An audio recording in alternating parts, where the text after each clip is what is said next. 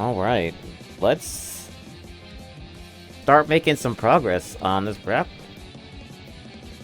Time for Soku is correct. Welcome one, welcome all to the official, certified, 100% genuine stream of Soku Saturday 322.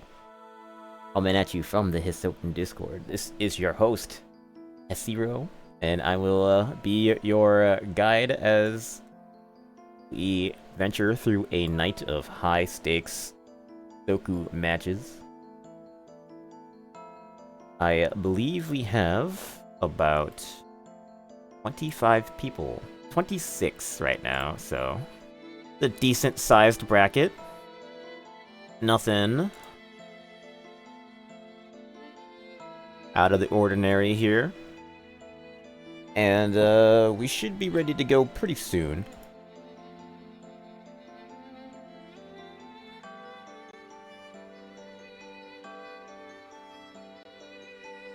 Gotta do a quick little seed, and we'll be in there.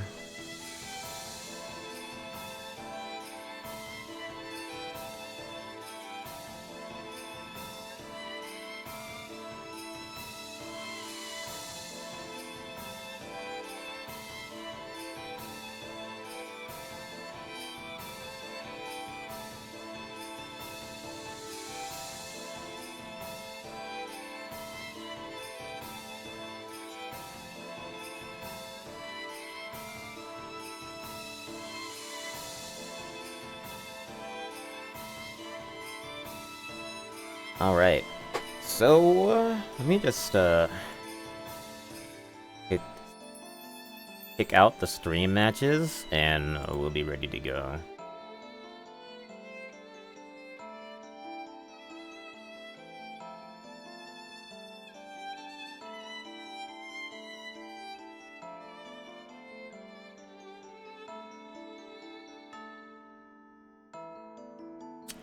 I gotta...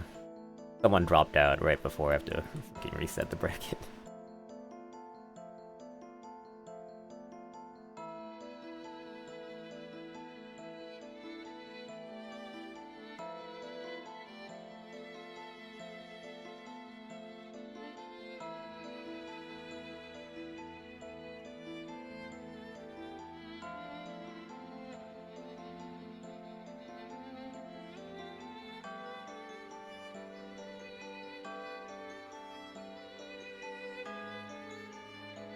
Someone dropped and then re-entered right now. I am shocked.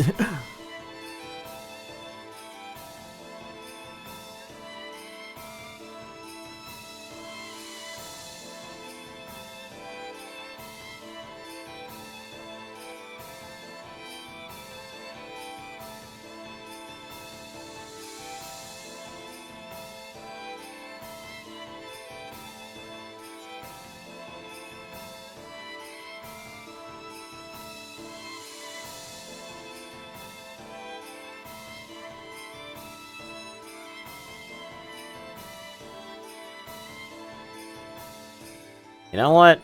Sure. We're fine. We can handle it.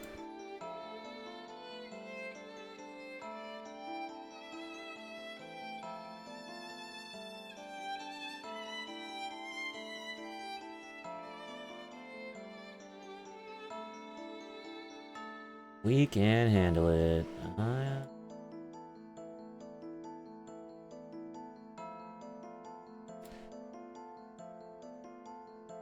Picking out some stream matches, and we'll be good to go.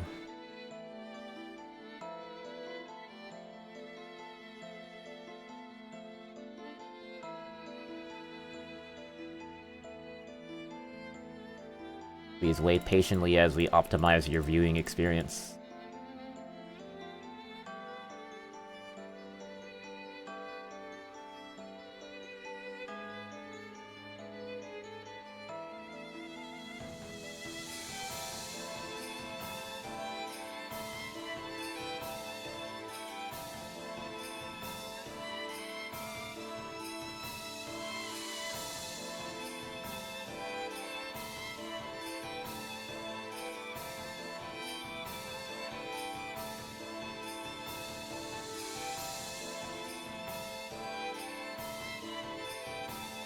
Alrighty.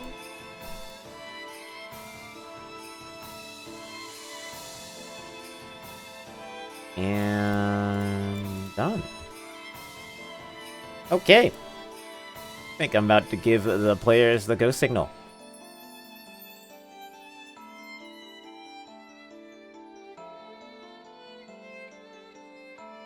Alright, everyone. You may now begin your matches if they are not marked for stream. If they are, wait for me. You may now begin playing. If your match is marked stream, wait for my signal before starting the set. Also, good luck. Okay, so our first stream match should be between...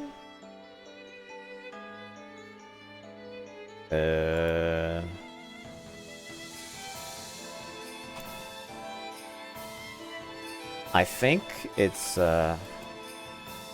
Bardock. Is it Bardock and Mallow, I believe?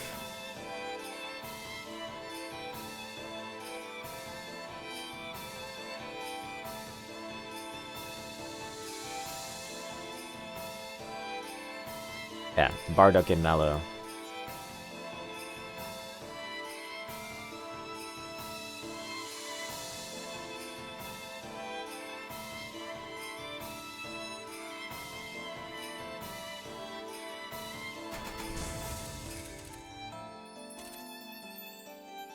Oh, are they playing already? Of course they're playing already. So much for waiting for me. Well, they didn't start the match yet.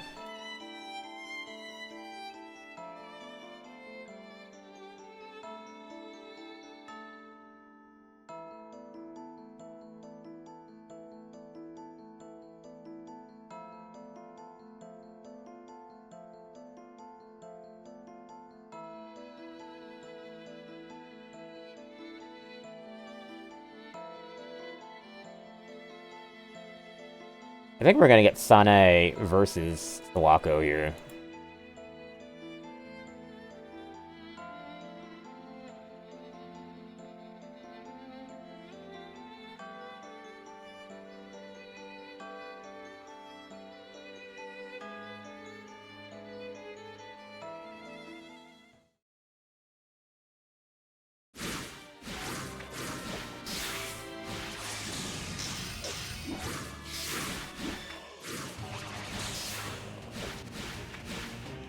Oh, whoops.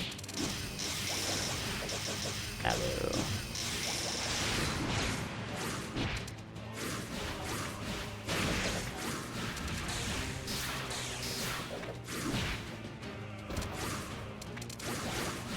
Okay, yep, Sawako versus Sanae. Very rare and interesting matchup we have here. You don't really see either of these characters interact very much. Right now, so far, Bardock with a better control over the game pace so far with the lead.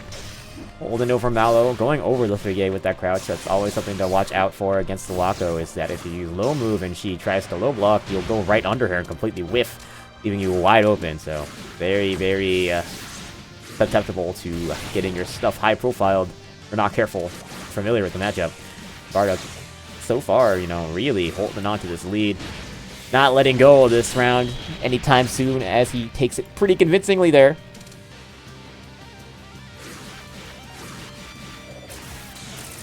See if Mallow can start making a comeback. While they're being drizzled, though. Pretty big benefit to Bardock. They do have the confirm card, but the close-up goes away. Nice use of the Sawako trap to try to get the cross-up, but Bardock with some good defense gets the jump 8A. Very, very great move. And doing a really good job of blocking those 6-2-3s from Mallow. Mallow really trying to throw those off cooldown. Haven't really been able to land any at all. Mine's a nice 6A here as the AUB, trying to get some Okazeme going. 6-2-3 is coming. You know it. You can feel it as soon as that bar down the bottom is full. That Kaneko bar, you know that Malo's thinking about letting it rip. There it goes. Bardock blocks it, gets a punish. And a knockdown in the scramble. So far, you know, it's just not been working out. Malo has it ready again. Trying to get some Okazeme. Gets the 236 into the 6-6C, but it lays into an air tech situation, and Soku doesn't really mind that, but there's a 63 hitting its mark. Malo getting a nice 236, gets the knockdown off of it, and now for the setup with the Soku trap, but can't find the 6-6A. Bardock able to escape, and now they have a chance to bring it back, especially if they can land one of those spell cards in their hand. Looking for that jump 8A, lands it, and now it's a one-hit game for both sides, depending on what it is. Here's the pressure from Bardock. That's Soku. Block string so strong and hard to avoid, but Malo gets the border escape and goes for the 3 cost, but Bardock is able to avoid it. Still has to block in the corner, though. There's the reversal. Is it enough? It just barely gets the KO, and Malo goes down. Bardock taking the first game.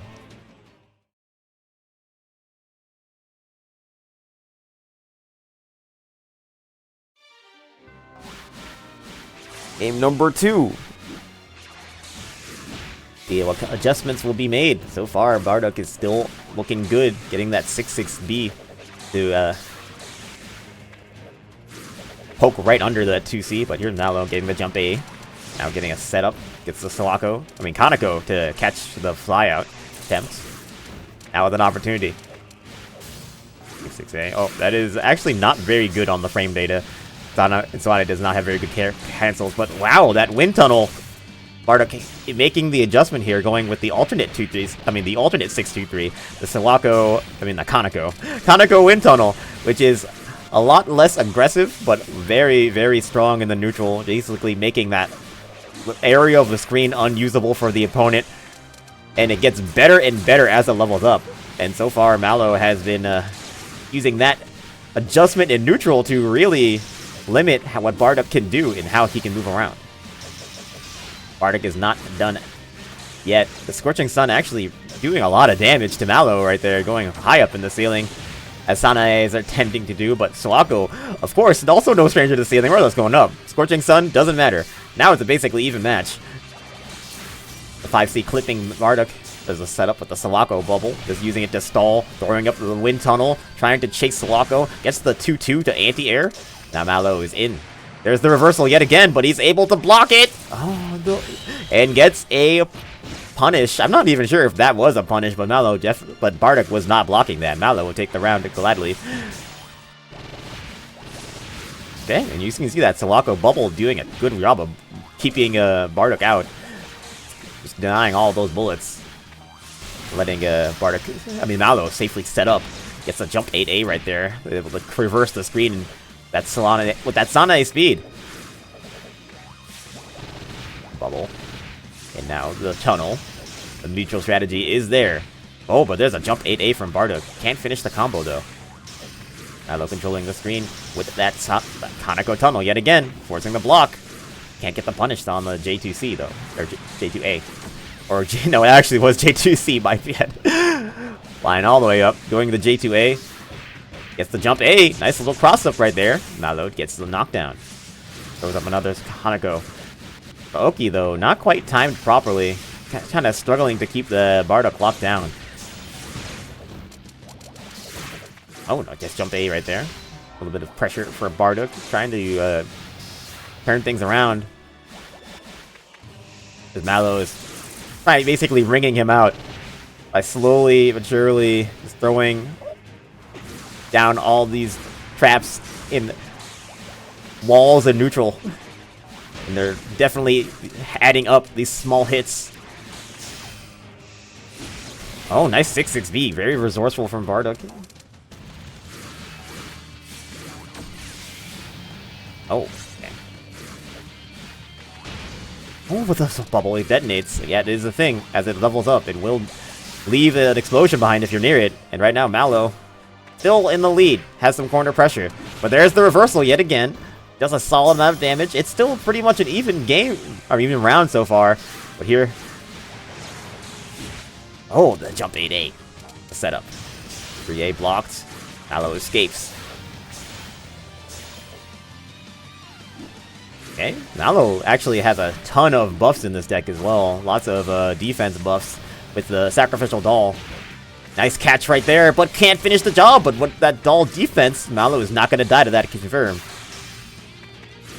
Still looking for that decisive blow, but Bardock has got himself into the lead after being behind basically this entire round. Patience being rewarded here, as my game is struggling to keep up with the blinding speed of this round.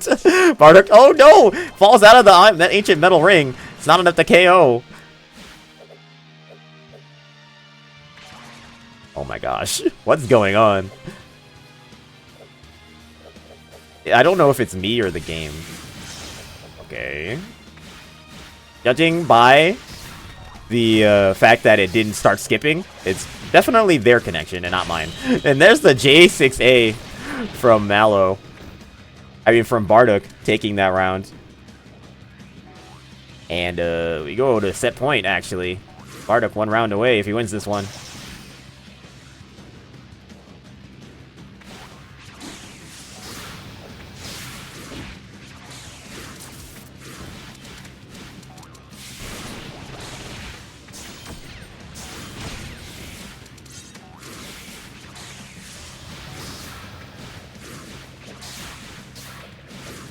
Alright, I'm looking for a person. Give me a second.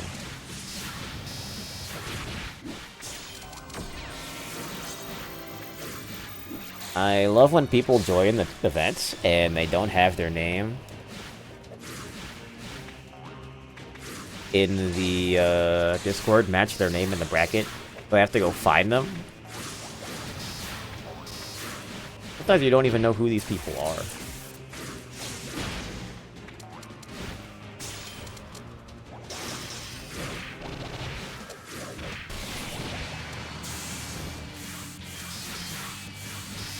That's a drop confirm right there.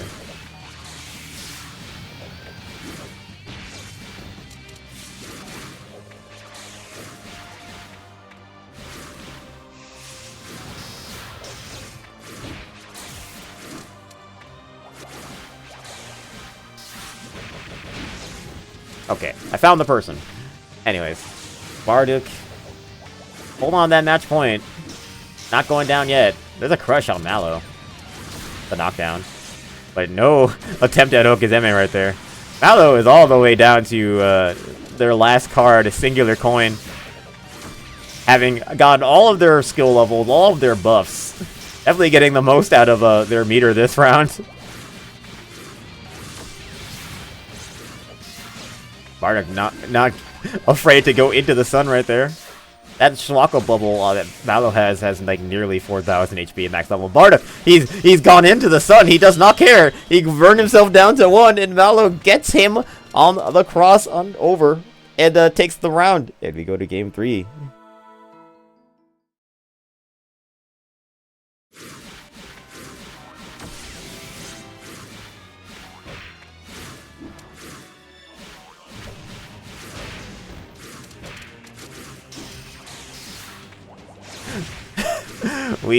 You wanted to see Sanae and Sawako in 2025. You know, you're getting what you want. You know, this is what the Zoner versus character that can't move is gonna look like. The thing about Soku is that it can be one of the fastest games around, but it can also be one of the slowest fighting games.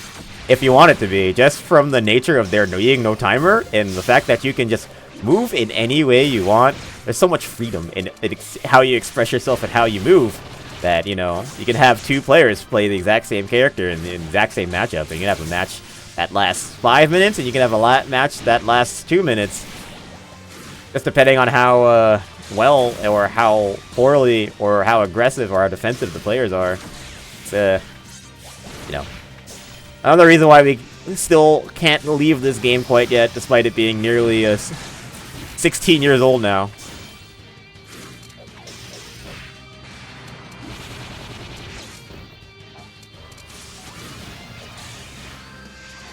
Okay, and I have to do more TO stuff. Someone has to leave.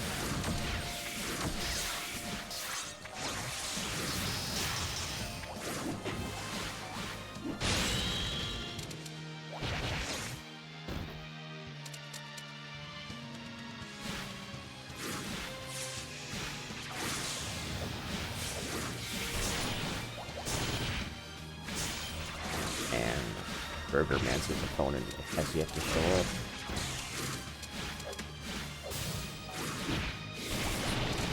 No, it's a Sanitizer. Who else is waiting for someone? Oh, Shigeru's waiting for Lamtai. Lamtai is probably not here. I'm gonna delete him.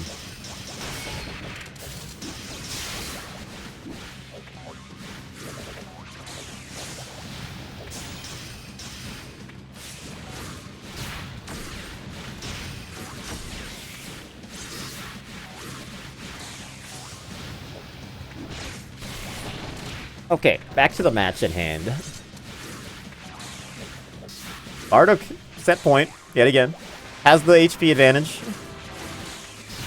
Mallow committing to that hard stall plate style. Oh, but there's the jump 8A. A stall breaker. Bardock getting a knockdown there. Wow, the aggressive 6-6B on Wake Up by Mallow goes unpunished. All them flying up into the ceiling. They're going up there. We need to summon more Scorching Suns. Oh, falls down into the green curse. That's actually wrong block on... There's the crush, yep. If you long block anything, you get crushed. And now Bardock with a pretty sizable advantage here. And since Mallow doesn't have a lot of damage in their deck, the comeback is slim. And it doesn't even have a chance to happen as Bardock KOs with the jump 8A confirm. And that is it. OS Frog.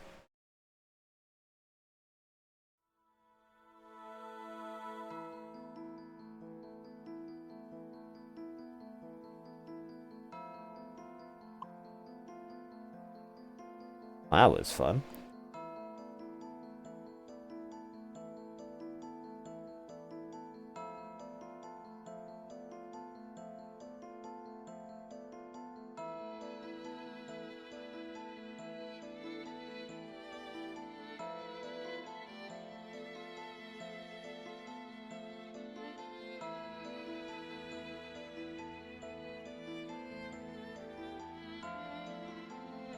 All right.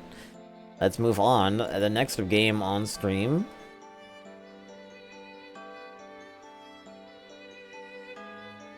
should be Moons Celestials versus Xeno.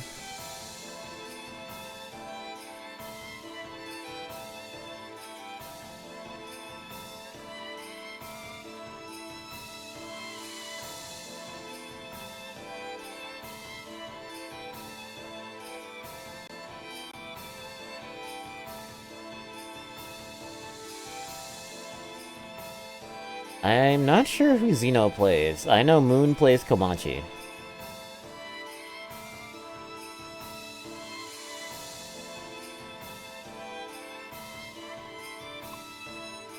Guess Xeno plays Patchouli.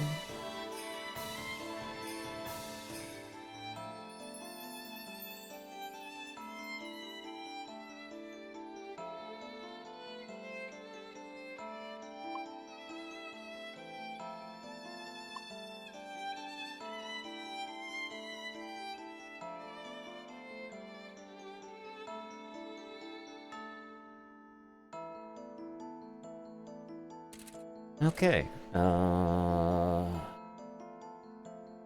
They're going to start pretty soon. Not in host list just yet.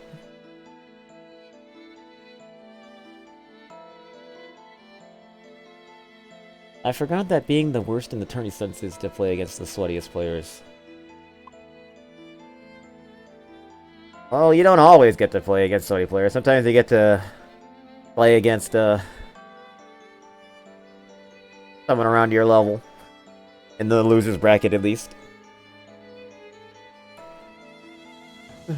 Mallow got sent to losers from Sawako to play Sawako again. Yeah, they have to play Crack Art. That's funny.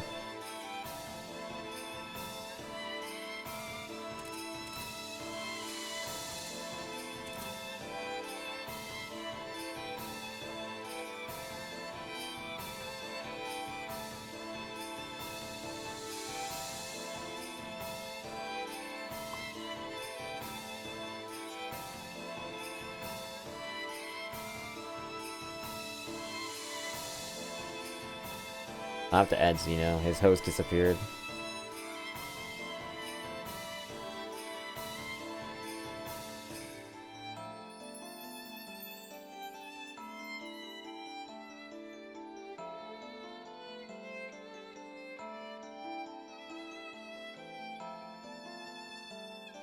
You know, I need you to host again so I can join.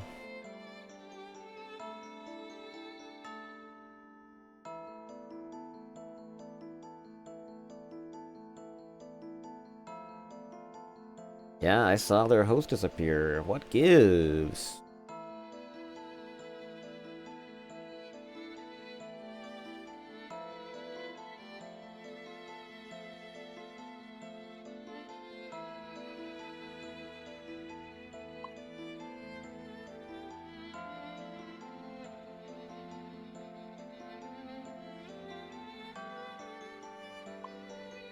I can spectate Shigure.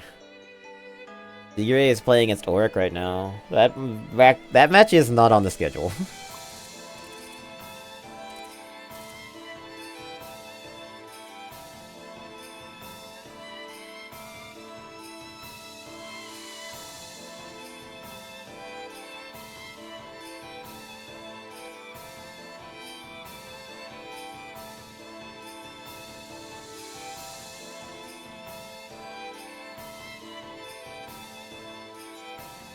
Waiting for Xeno to join Moon, and we'll be able to continue here.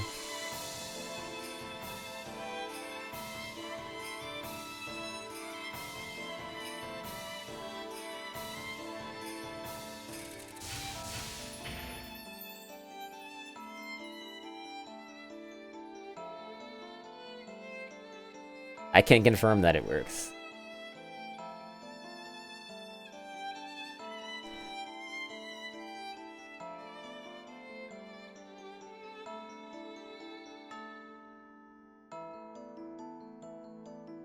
Xeno can't join Moon, that's weird.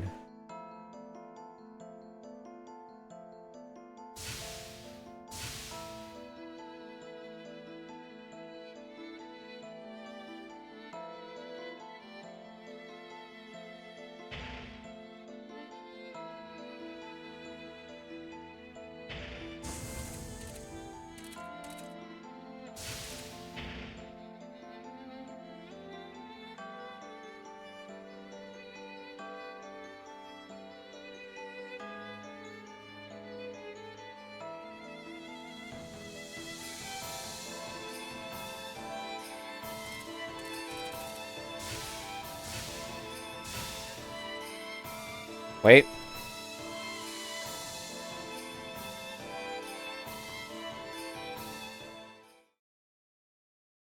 Okay.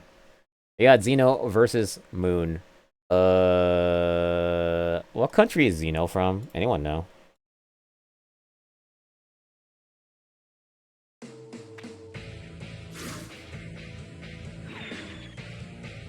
Oh my goodness. Oh lord. Oh! This is unplayable!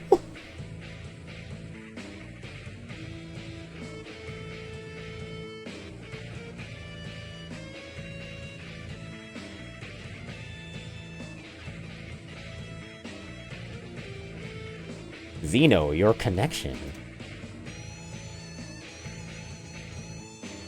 Algeria, huh?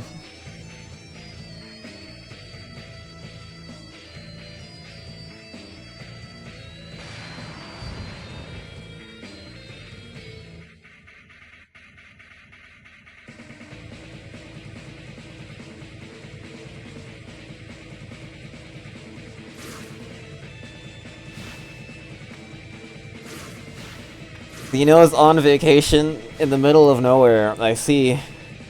He's not even in Algeria right now. He's on vacation. Are you on Wired, Xeno? Tell me right now.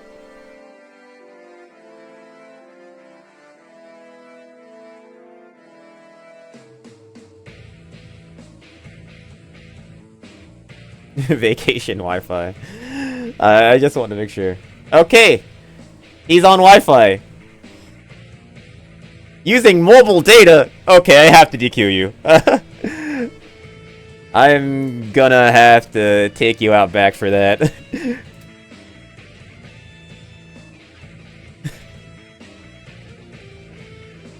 Maybe join when you're back from vacation.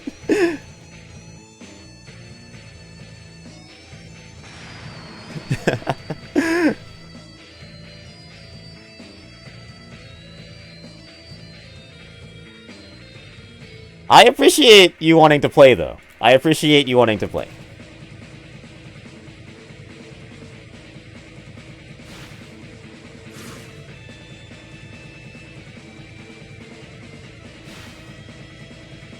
I appreciate you joining and supporting the event, though. I will be glad to have you back.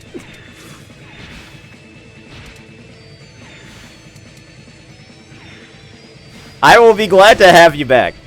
Just, when you're home.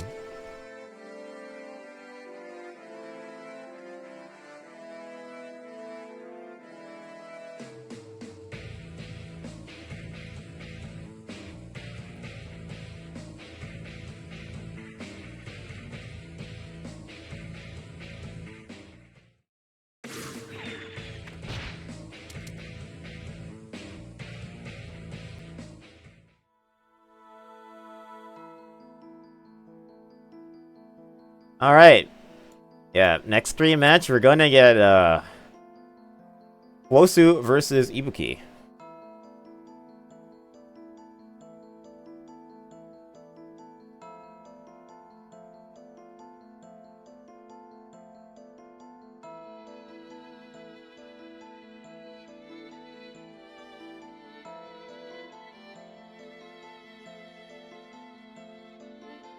I'm guessing that's Remilia versus Suika, right?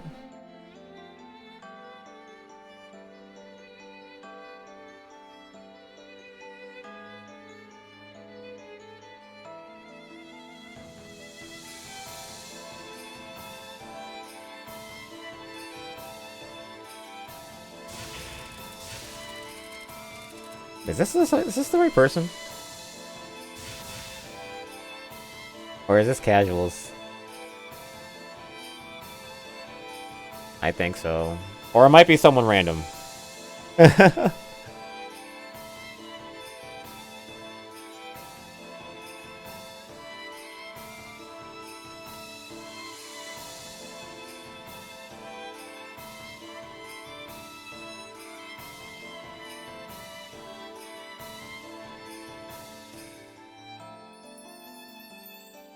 It'll be a fun one, I think.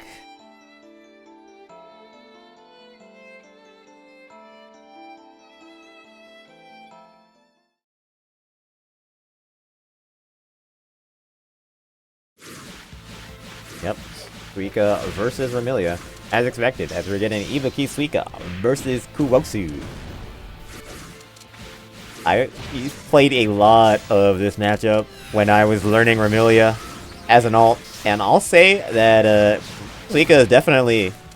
I say this about every time I see a Suika fight a Remilia, that if Remilia doesn't know how to move very well, Suika is one of the best characters at exploiting Remilia's more linear and predictable movement angles with the J6A and the J2A. They're just really good at just stopping the hops and the air dashes.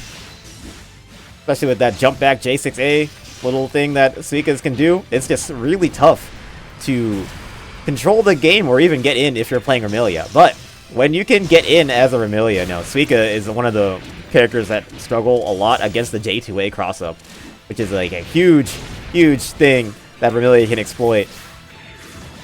And her buttons being slow make it really hard for, you know, for Suika to like mash out of things.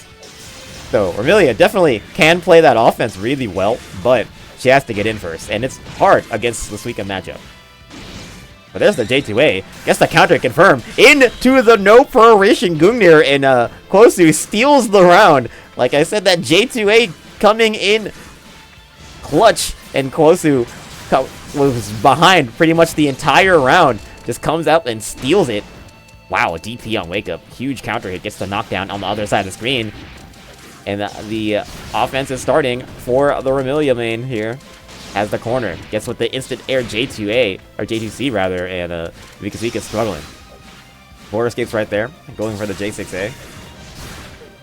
Kosu definitely very aware, not really approaching early, just waiting for that J2A or J6A and then trying to go in after it is definitely what you want to do as a Vermilia. Going for the reset right there. Ibiki was mashing that. Nice pickup from Kowosu, and with the heavy fog behind them, they've been able to win with the full HP bar. That's a hood perfect. Kowosu said he's rusty because he just came back from vacation, but he looks good to me.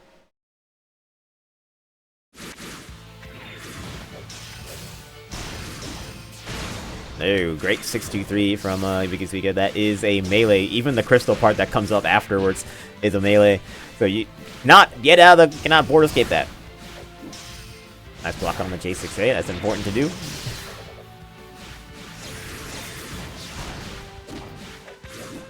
Okay. Side's looking for that way in. Kowosu finds a J2A. Trying to get something started here. Oh, can't get the far A. A little bit of a hurt box today again right there. And Ibiki gets a big punish with that Oni Spirit Bomb up point blank. 6-6-E. Nice punish using the forward BE to get the pickup off of the 2-1-4. And now Kowosu has the corner. It's the same gang set up. Trying to get a little cross up going. Nice air unblockable. As Ibiki gets punished for the chicken block attempt. 3A. That's going to be minus. Yep. The J6A right there gives Ibiki a chance. So Ibiki holding on to the 5 cost, the grab. It is the Enforcer. You cannot DP against this card because it will kill you. It literally does half your HP points. So Kowosu basically should think twice about hitting the DP button. That's basically the only purpose of that 5-card grab is to punish DPs. You might not need to worry about the DP right here as Kowosu takes the round outright. Now set point for the Vermilia side of the setup. Nice J2A here from Ibiki. Has the knockdown. Going for some pressure. Trying to catch with the J2A a little late. And now Kowosu's turn. Gets the air unblockable. Another chicken block attempt from Ibiki. Another punish. Ibiki definitely wants the chicken block to get to his J6A, which is his best move on defense. But trying to chicken block recklessly is leading to all these AUBs. Meanwhile, Ibiki has some pressure and offense, gets the knockdown here. Still looking at that 5 cost, waiting for Kowosu to maybe pull the trigger on something very minus, like a DP. But Kowosu is showing some good patience here.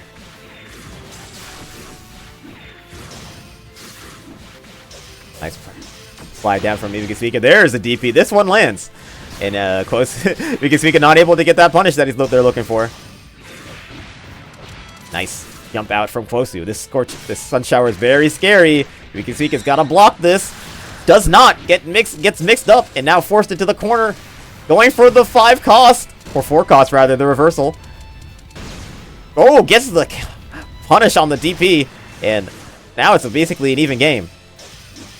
I guess that ground stomp is undPable. You know, great J6A, the movement from Ibiki stealing the round that looked like it was going to be all Kowosu. Staying alive here. Nice anti-air with that 6-2-3. Oh, the Demon Lord arrow. Huge error from Kowosu. This is going to be a clean punish from Ibiki. 2.6k and a Diamond Dust knockdown, but the DP from Kowosu. Immediately, though, Ibiki able to regain the offense. Has plenty of meter to work on, and the ever-reliable Atlas is right behind that. It's ready to go. And this does more than punish DPs. He can confirm this one. It does almost as much damage. One small poke is all it will take for Ibiki to take this. And Kowosu definitely has to be aware of Atlas on Wake Up here. Going for the reset. Gets the J2A. Going near confirm. Solid damage. It won't be enough to KO though, but they have the lead. Still, they're not out of the range of Atlas. And still, one mistake from Kowosu will end their set. Or end this round. Or end this game. Oh, that could have been it, but the 4A was not there. That would have definitely confirmed. Now Sun Shower on the clock. One wrong block is all it will take now for either side. There's the air-to-air from Ibiki is not enough. There, so the jump AA, not enough. The J5A coming down in the J6A pickup from Hisoutensoku, and they're able to get the KO. But the clutch hit confirm right there. We're going to game 3.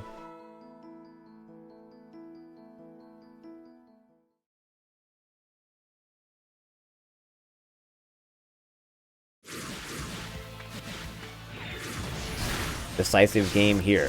First hit going to Kwosu. Chasing down the roll. Gets the 6A frame trap and a nice little reset here.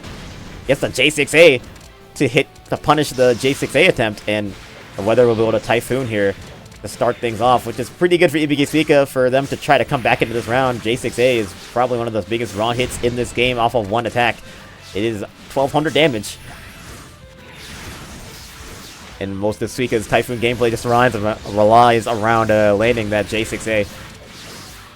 No J6A's landed right there, but there's a J6A from Kwosu. Gets the knockdown, and another Typhoon has been summoned. The cross-up, though, that'll take off the Typhoon.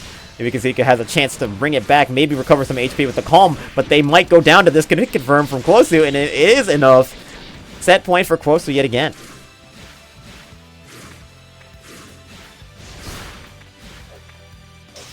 Pressure for Ibiki. Going for the little sexy 3.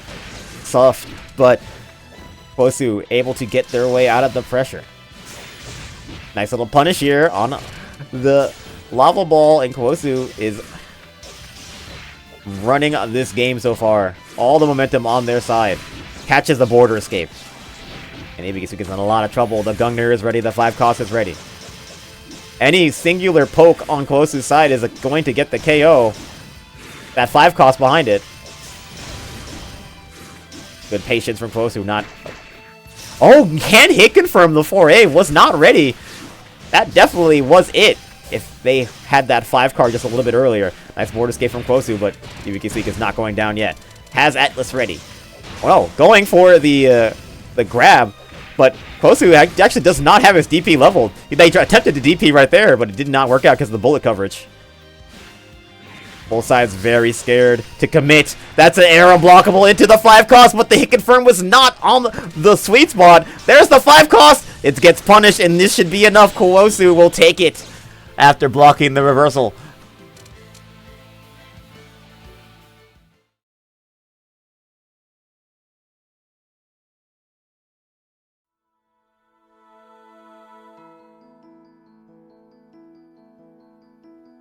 Good games.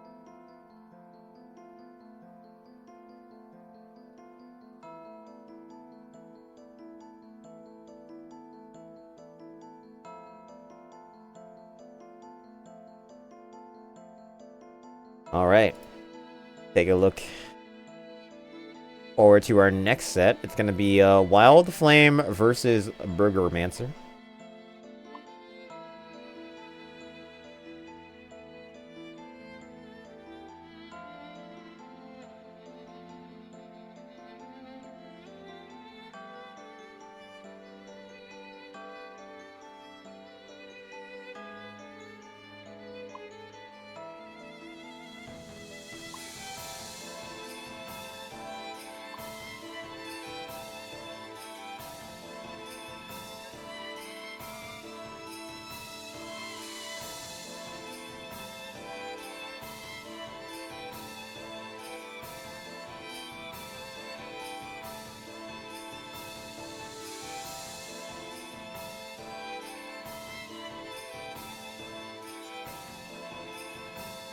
Yep, we're gonna have a, I think, probably Yukari versus Romilia. Oh, or Yukari versus, Marisa. My bad.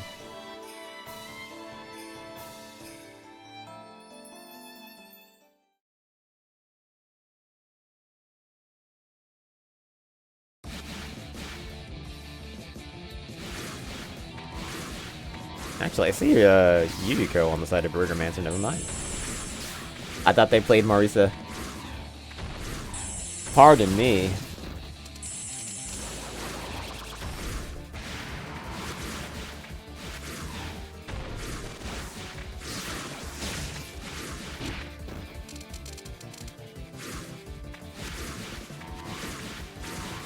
Yuko is always a good pick.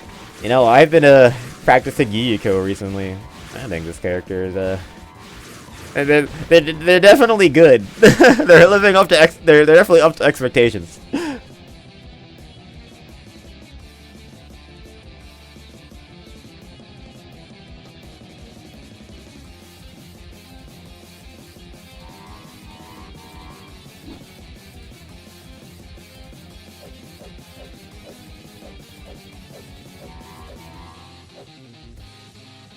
Now, I'm not saying Yuyuko is carried, but she is carried.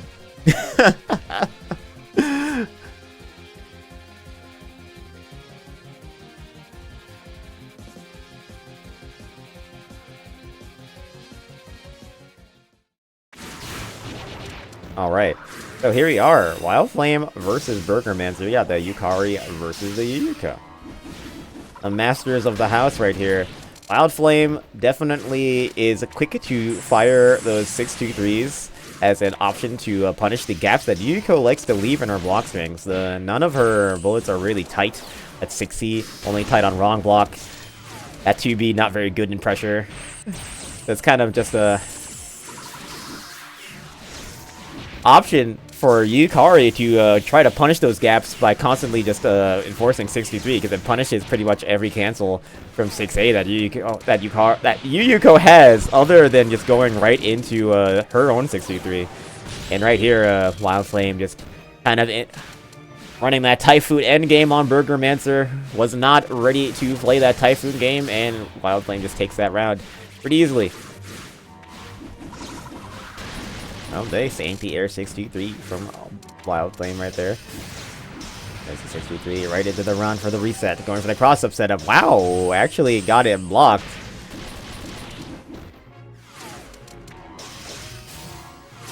I think Wild Flame was adjusting that setup for characters that walk faster. Yuko has one of the lower walk speeds in the game, so it's hard to actually... You have to push back more to cross her up. Or push back less. Well, that's actually that hit in front. Maybe Wild Flame just messed it up. Either way, they had a pretty good lead here. Spring Haze on the clock is really good for Wild Flame, because they can just 63 even more. Like right there. They're gonna do it again. Okay, no, went for the 4-2-1 this time. Charge 6A, gets the crush, and that should do it. A pretty decisive first game here.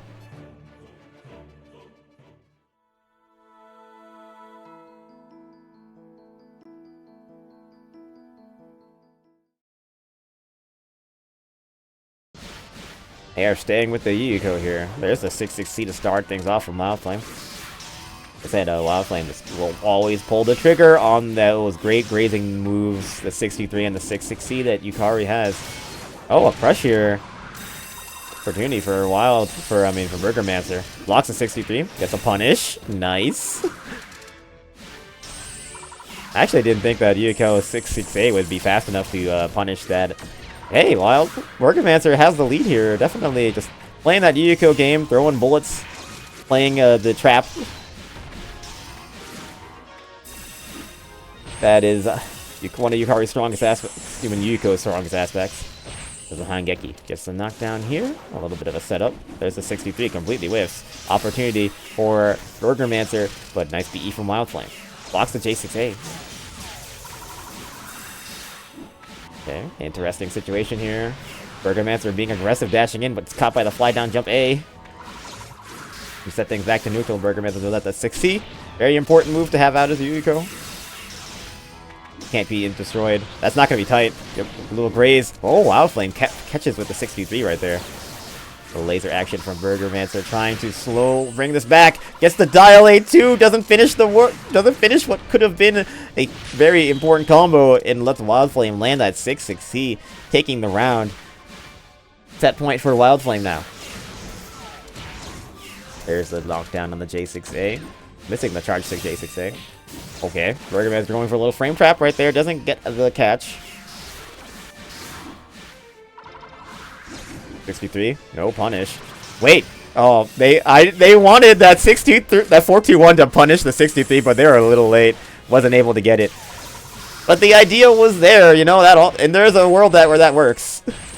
Okay, simple combo. Actually, only got 95 limit, but catches the air tech situation. And wow, we're getting a Typhoon here. Not very good for Burgomancer so far. Lost a lot of HP to that 5B point blank. And they're eating a lot of those C bullets. There's a jump 8A. Almost got the kill. There's a 6-6A that never combos. Jump A coming down. The unblockable. And that's it. A little cheeky reset from Wild Flame. And that will do it. 2-0 for the Yukari main here.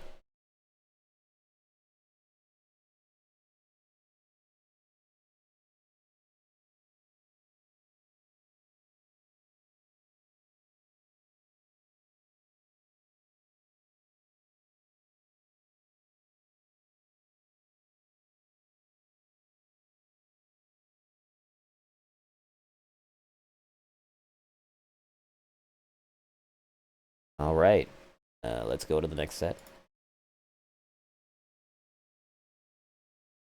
As soon as I can return to the main menu. But yeah, congrats to Wildflame right there.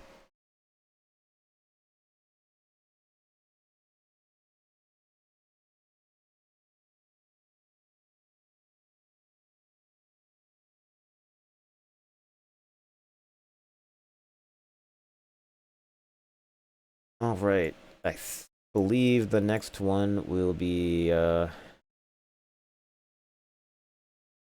Donkey versus Frantium.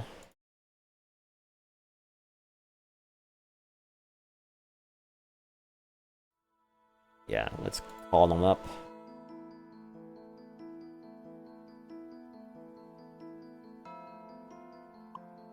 Donkey, aka Kama Jr.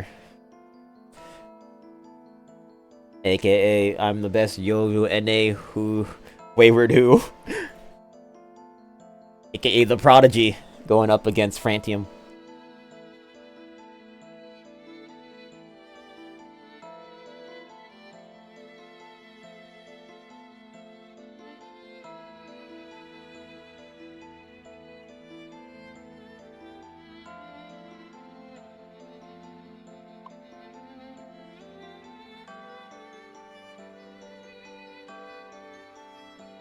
So, yeah, Frantium is a Sakuya player, so most likely going to be Yomu versus Sakuya.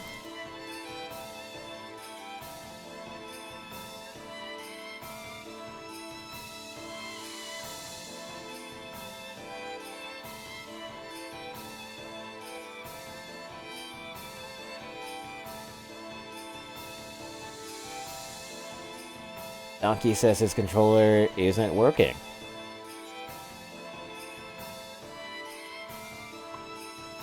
Hopefully they can fix that.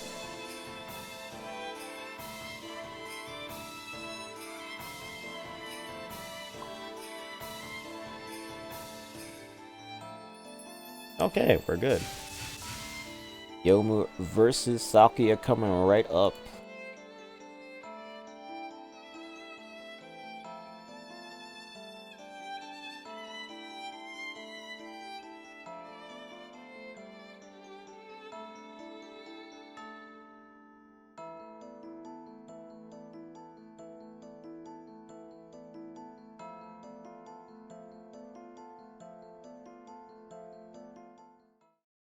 Alright, let's do it.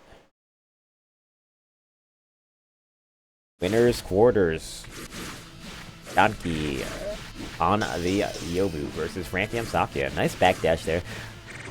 One thing you do that you can do against Yomu is that there's a little gap between her dial A3 and her dial A4 that just can't be caught. So you can backdash that and you can get out. Oh, okay, a little bit interesting backdash. It's action in the corner right there. Frantium getting out of the scramble with the knockdown here. Gets the J6A to catch the jump, but can't finish the combo, and that's really crucial when you're playing Socket to finish those. You can't let those knockdowns go to waste. You can't use those cards unless you can find them. Meanwhile, it's Donkey. Got the knockdown in the offense right here, has the corner. And Frantium escaped. Few wrong blocks and a crushed orb on Frantium right now. Wanting to board escape. Oh! Donkey couldn't punish or finish that combo because the 5C was occupied. but has a knockdown anyways in the resulting scramble, trying to catch with the 6-6B in case of the backdash. Actually whiffed it, but was able to recover first and just punish it outright, taking the first round. Donkey in control here. Wow, the high jump on wake up, getting Frantium out of the corner. Nice 2B. Has to reset. You can't really combo that 2B very well. Wow, the anti-air 6-6B. You don't see that very often. Oh, and Donkey. A nice SOE confirm right here. After punishing the blocked 6-6B. Now has offense going. Gets a singular jab. Has to give up offense. Leo Kazemi was a little bit tough right there. Still remaining aggressive in neutral. Fighting the jump A. Has a good positioning right here. Little catch with the 5B. And then the anti-air with the 2C. It's all coming up Yomu right now. Catching with the far 2A. A little bit of jab action. Frantium struggling to get out of this corner. There's a Rekka 1 catch. Frantium kind of got away with that one. Donkey could have easily finished the Rekka. Just a singular hit point on Frantium now. Chipped down to 1. Going for the reversal. That's going to be blocked, but that's safe on block. And just DPing because it's safe. Because you know what? Why not? Donkey will take that first round. And, I mean, that second round and the first game. In a pretty convincing manner right there.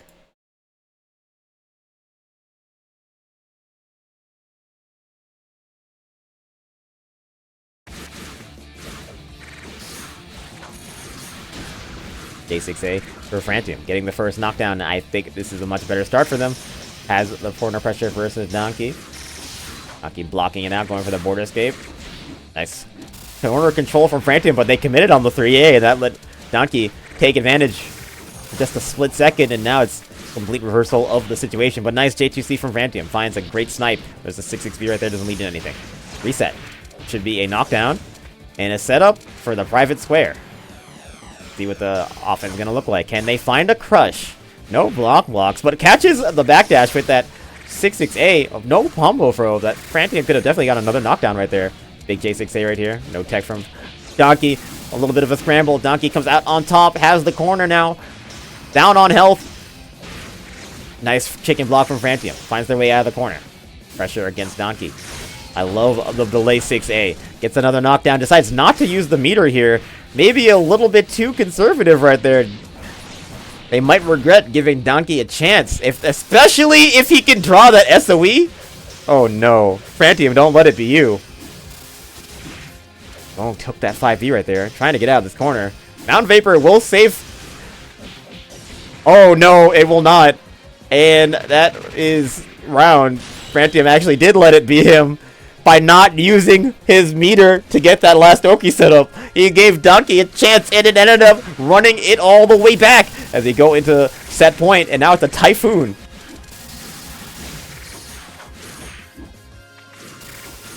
Not doing well for Frantium so far.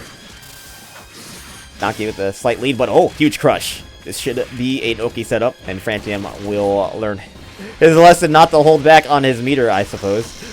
Clean crush. And this will be another Oki setup too. Probably going to be a private square. Or no, killing Doll because of the crushed orb. Yep, clean for Frantium. Donkey with 2 crushed orbs. This should be an easy finish. Oh, but the jump away from the 6A. Smart from Donkey. And, you know, they do have a chance. Not a big one, but it's not impossible from here. Oh, great movement from Frantium, punishing the 2B. Alright. Staving off elimination. Oh, I put the score on the wrong side. My bad, it's 0-1. It's 1-0, not 0-1. Okay, private square, coming right up. Donkey with the back tech. Oh, actually managed just a high jump away from the 2A. Not taking any of that block strength, but it's a 3A. Trying to escape the corner, and Frantium still in control. Nice dash under. Oh, but a drop combo from Donkey. That should have been a 2A into 63 right there. Okay, Donkey in control. Has the corner. Gets the counter at 6A. Doesn't get the hit confirm. Opportunity for Frantium. Trying to play around the DP. Just held back. Doesn't want to commit too hard. The footsies being played right here. Nice 6C. Oh, the reset. But Donkey cuts away with the air tech jump A. Another jump A. And a 6C. That's a knockdown. Oh, Donkey finds a huge 6-2-3. Switches to the SOE. But will it be enough? Of course it's enough! It's Yomu! And that is all she wrote. Donkey with a 2-0 over Frantium.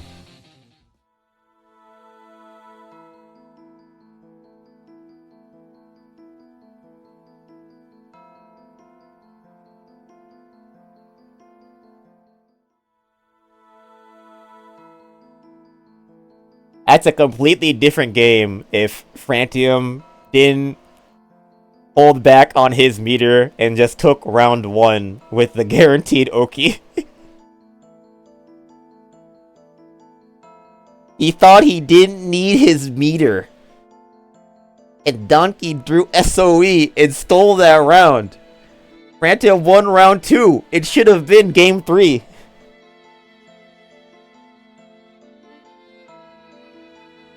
Never give your opponent a chance, especially if your opponent is playing the small green girl. That character commits highway robbery. Will rob you blind and silly. Flash of Eternity. Whew, that's a card, alright. Anyways, on to the next match. We are going to have Auric play against Cactus. So, most likely Aya versus Tenchi here.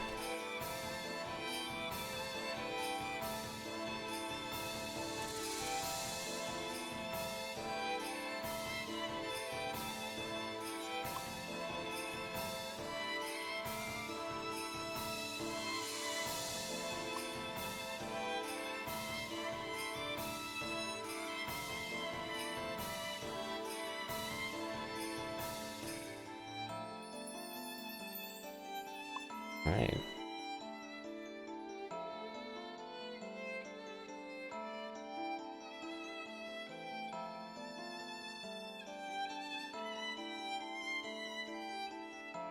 Alright.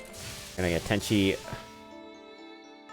action here. First time today.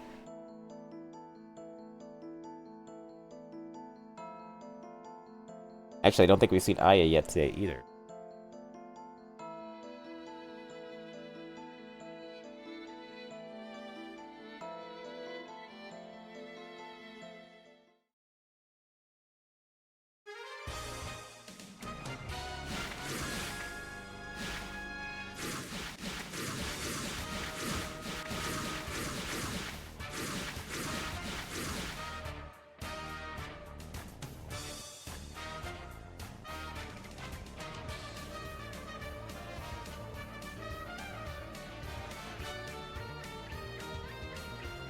Oh. You know what? I forgot about that. My bad.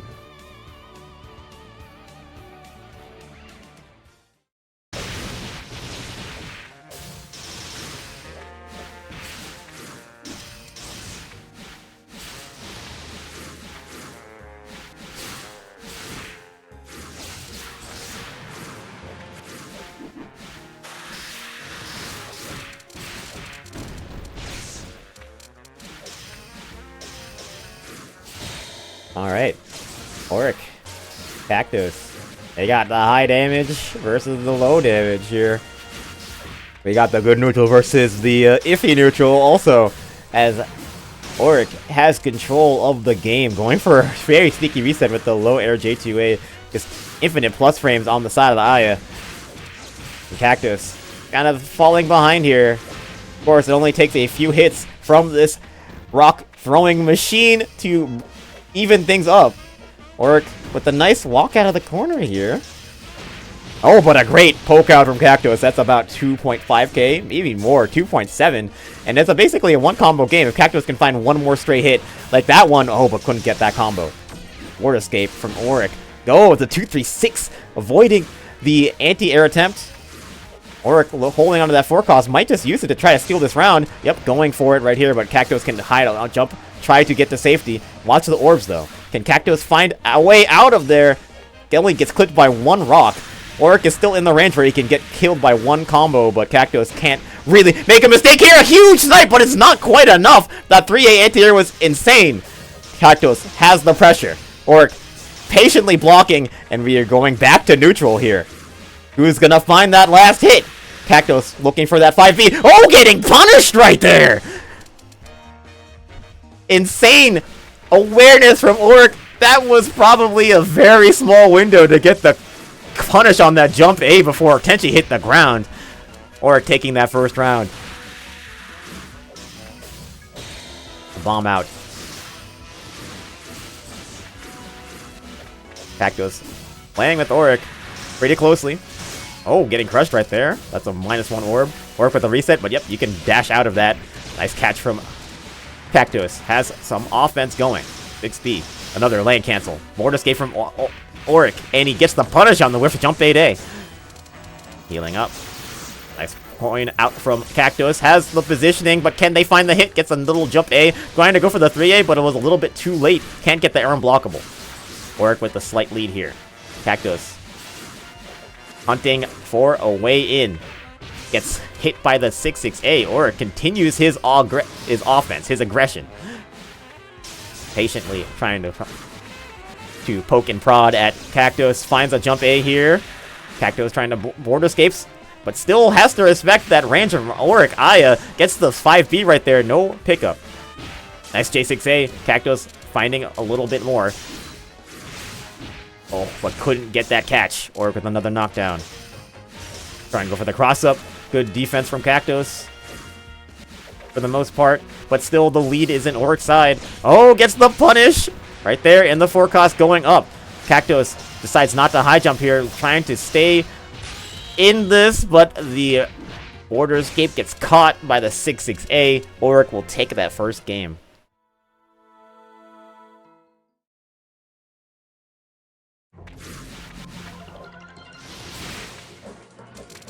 All right. Game 2. Ooh, snipe from Cactus. That's going to be 2.6. What Tenchi can do if she finds those stray hits. Oh, a little bit of a flub right there from Cactus on the movement, and they're going to get punished by that far A. Cactus in the corner against Auric. Been doing so well in the corner pressure. Cactus backdashing to safety. Oh, great 6-6A from Auric. Gets the knockdown here. Now has the lead. Resetting. Cactus with the 63. Wow, catching the fly down. Oh, and getting a huge snipe right there. Full dial. Auric respecting it. Stuck trying to get out the 3A, but Auric with the punish on it. Cactus really committing to those, but Auric is not making it easy for those 3As to land. Pretty much an even game here. Ooh, that was a very dangerous 6B. Cactus almost got punished hard, but Auric didn't quite have the confirm right there. Air-to-air situation. Oh, the fly down into the 3A. But Cactus not finishing that combo. That would have been crucial. Going for the J2A gets whiff punish. Auric's turn. Has the offense. Nice poke out from Cactus. Gets the 6B right there. Scary stuff. Oh, Auric can't punish. Gets the jump A after missing his jump A and actually gets the hit right there. Insane. Air-to-air situation. Auric gets the knockdown, going for the forecast. Cactus might have been scammed a little bit there, I'll say that. The border escape from Cactus ain't over yet, but can they escape the corner? They get the border escape, the dash out, but that's 3 crushed orbs. There's nothing they can really do about that string. Set point for Auric here in this winner's corner set. Cactus using the levels on his default 2-2 to try to make a wall. Goes to the other side of this quarter. Nice from Auric. Finds the jump A. The high hitbox on that 2C just not being able to anti-air. The bomb out from Cactus, and they're trying to get some room so they can get this pro off of them, but the punishes keep on coming. Oh, but Auric with the drop, but the 2-2 punishing the aggression. But nice anti-air from Cactus. They will definitely take that damage because they need it. Oh, but missing the 2A. Can't quite get in. Auric's turn. Resetting into the 4 cost. And Cactus can't really go up there because of the scorching sun. He's getting sunburn. He techs, but watch his HP. He's bleeding up there. Wait, that 4 cost might be his kick it back into it, but he only has 20 seconds left in the scorching sun to end it. And he will not be able to land it. Auric with the 6-6A to clean up the set, taking it 2-0 over Cactus.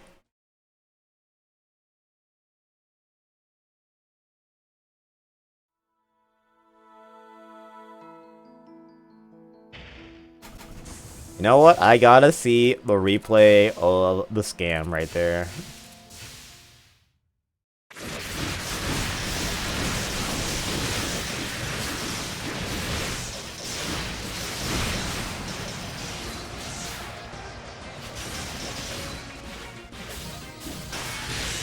Oops, gotta rewind. I missed it.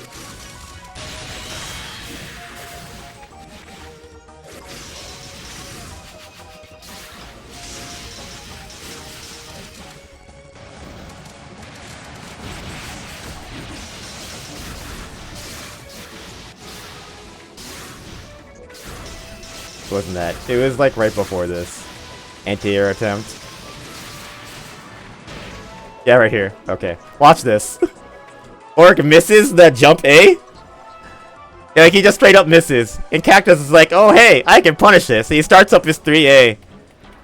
But Orc recovers. And he hits jump A again all the way down. And by the time Cactus can even react to the anti-air, he attacks it too. It gets hit all the backward. Oh my god, bro. Evil.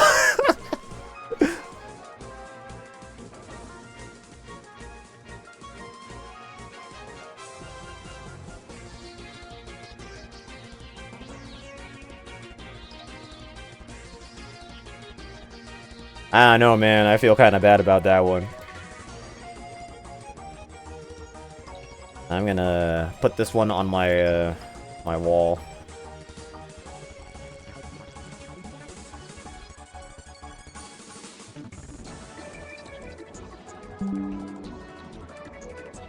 Honest character.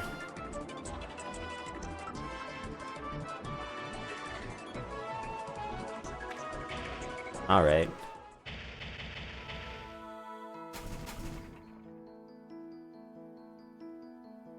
Next game.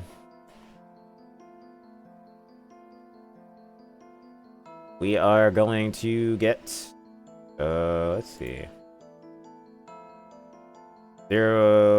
No. We are going to get Frantium versus Moon. That's gonna be our next match.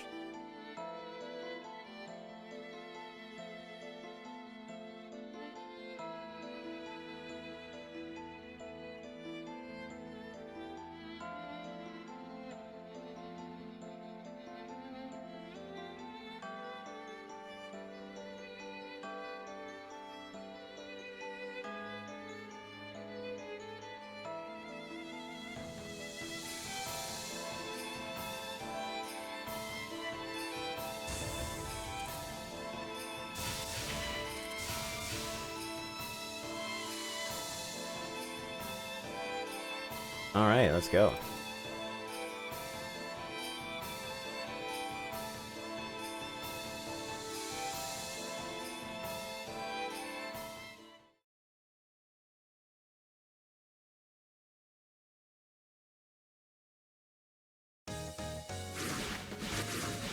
Okay. We're getting more Tenchi up in here. Tenchi versus Sakya. Moon is not an American.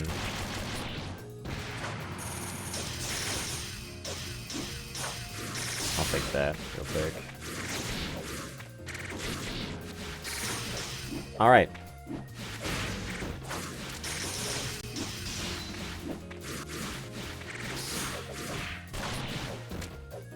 So. Nice pickup right there. Okay. Moon has been on the grind for a while. Really playing a lot of games, trying to get up his, They play a good amount of Tenchi and Komachi. They're like a dual main, I think. I can't really tell which one of them is better. So far, this Tenchi is keeping up with Frantium. That's a huge error on that 623C, but not a real punish. Frantium going for the air tech catch. Oh my gosh, all scrambles. Forward escape forward for Moon. Gets the nice little punish right here, and a knockdown. It is definitely within the realm of possibility for Moon here, depending on how they handle this corner block thing. Forward escape from Frantium. Catches air to air, but doesn't have the hit confirm. That could have definitely done the in. Watch the weather. Okay, smart for Moon to take the knockdown there. Catches with the jump 5A fly down. And it's anyone's game here. Oh, the 6-6A from Frantium catching the jump out. Taking the first round right there. Air to air. For Moon. Gets the jump 8A confirm. Resets, but Frantium does not bite. Instant air, jump A. Okay. A little bit of crazy stuff there from Moon. Nice pick up from Frantium in the corner. And now puts up a private square for Moon to deal with. Gets the border escape and escapes cleanly into the air where Sakuya's pressure isn't very good. Trades right there in the side of Moon. They're able to get back to neutral and try to land that forecast. Oh, great reset from Frantium. But doesn't pick up the combo. Huge opportunity for Moon, but oh, that's not going to confirm. That little bit... Oh, too much belief on that far A. And Frantium's going to come up with a private square here. Rush into the 2C, or a 6C rather, with another rush right there. As Frantium's gonna put up a killing doll, and the jump out attempt is not going to work out for Moon as Frantium takes the first round, or first game.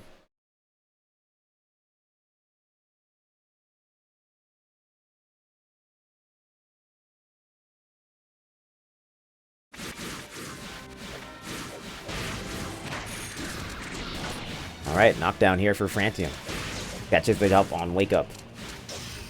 Alright, 6A. Nice little frame trap right there. And Frantium has not made any sort of error yet. Oh, but dashes right into the 2C. Gives Moon a chance to maybe get something going here. Levels up there. Default 2-2. Now it's an opportunity with a great 6B confirm. Okay, going for the 3A under. Really good Oki right there. Frantium being very patient. But I don't know how much you can afford to block against Tenchi. Resets. Frantium. Ooh, great jump 8A for Moon. But doesn't have the resources to finish the combo. Go back to neutral. Ooh, the J2A. Frantium trying to anti-air, but it's very tough to time it against the falling rock. Okay, a little bit of a flub by Moon right there. We go back to neutral, but it's in Frantium's favor right after that 2A lands, but does not have the meter in this. Doesn't go for any Oki. Moon trying to get out of this pressure string, but falls right onto the 2B. Frantium takes the round. Set point now for the Sakuya main. Ooh, 63. Calling out the dash up, and we'll get a setup. Frantium going for the private square. Good Moon can do here, just blocking it out. That's the long block, which means that 6C will always crush. And Frantium has a a killing doll ready to keep the pressure up. Another crush. Oh, but a drop combo. Oh, but that 6-6A.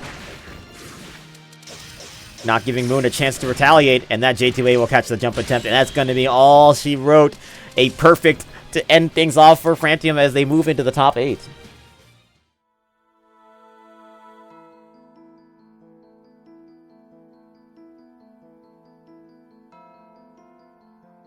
E.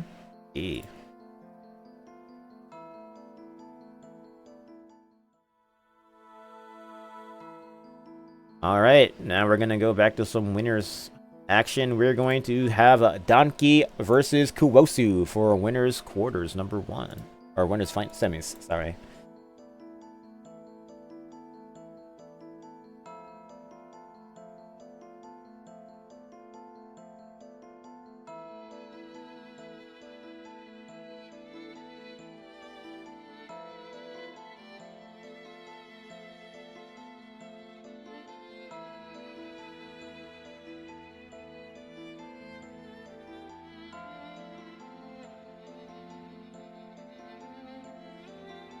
Alright, let's get this. Danki versus Kuwosu.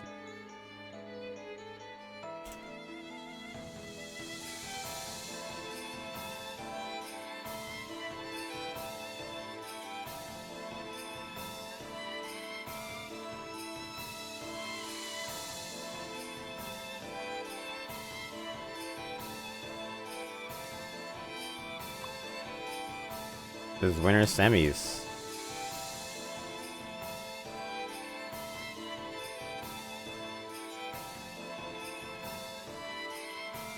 Emilia versus Yomu.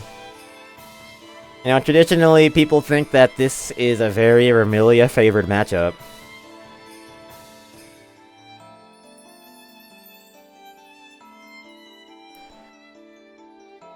Very explosive matchup, I'll say that.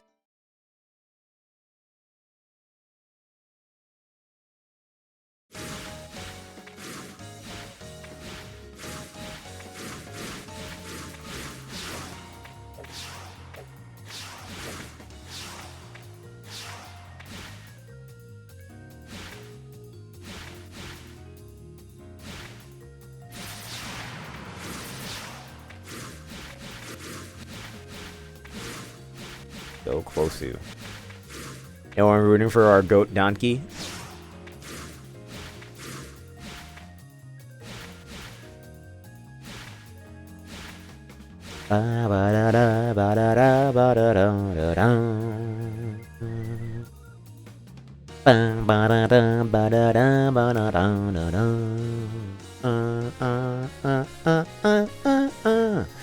You're thinking about that other Aya, like Oleata, aka Goat Soupy. This Kosu. Kosu is Vermilia.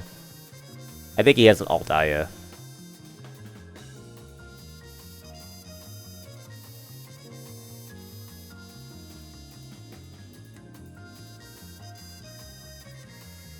There's one that alts Aya and mains Vermilia, and that's Kosu. And the other player mains Aya and alts like freaking Yuyuko, and that's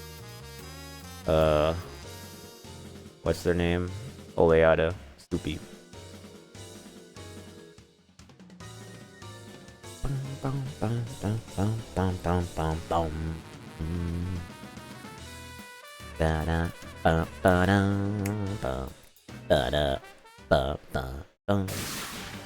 Okay. Completely different song. My vibe has been ruined. Alright, let's go. Winners, semis. Kosu, Vermilia, Danki, Yomu. Let's get it. Okay, the pressure from Danki. Lots of patience from Kosu, just blocking it out.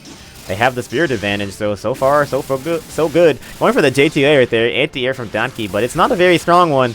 We can reset back to neutral. Gets the J6A right here, a little bit two-piece. Nice! I like the patience from Kosu, just waiting for Danki to press something and punish it immediately. Okay, into the corner. Pressure. Catching the backdash with that far A. Okay, and then Danki is going to border skate to safety. Pressure here is very strong. The weather is sprinkled. The DP is available. A punish. Danki was ready for it. And Kosu has to just eat that. Can't really risk that DP again with this.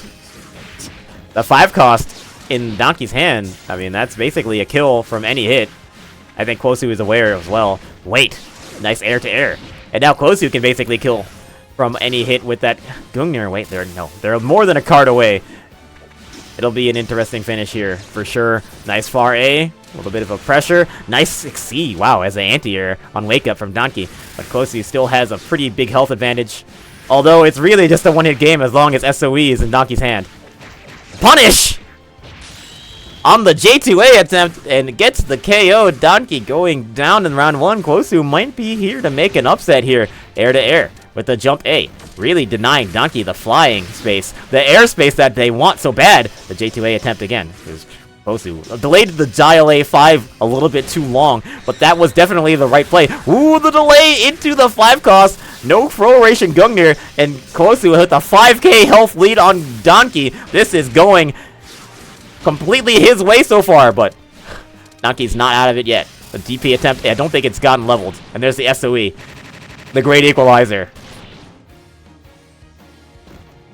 And just like that, anyone's round. Slight meter advantage for Kosu, but they're getting caught on the border escape. Weather will be Typhoon, unless someone gets knocked down. Looks like we are going to Typhoon. Who is going to play this better? This can decide the game depending on how these players want to do it. Ooh, looks like Danki gets catching Kosu up in that encounter in Typhoon. And Kosu looks like he had that round in the pocket, but Danki with a great comeback. And we're going to a round 3 here. We go with the pressure. Rekka 2. Very good patience from Kosu. And they're able to catch the jump back and get a knockdown here.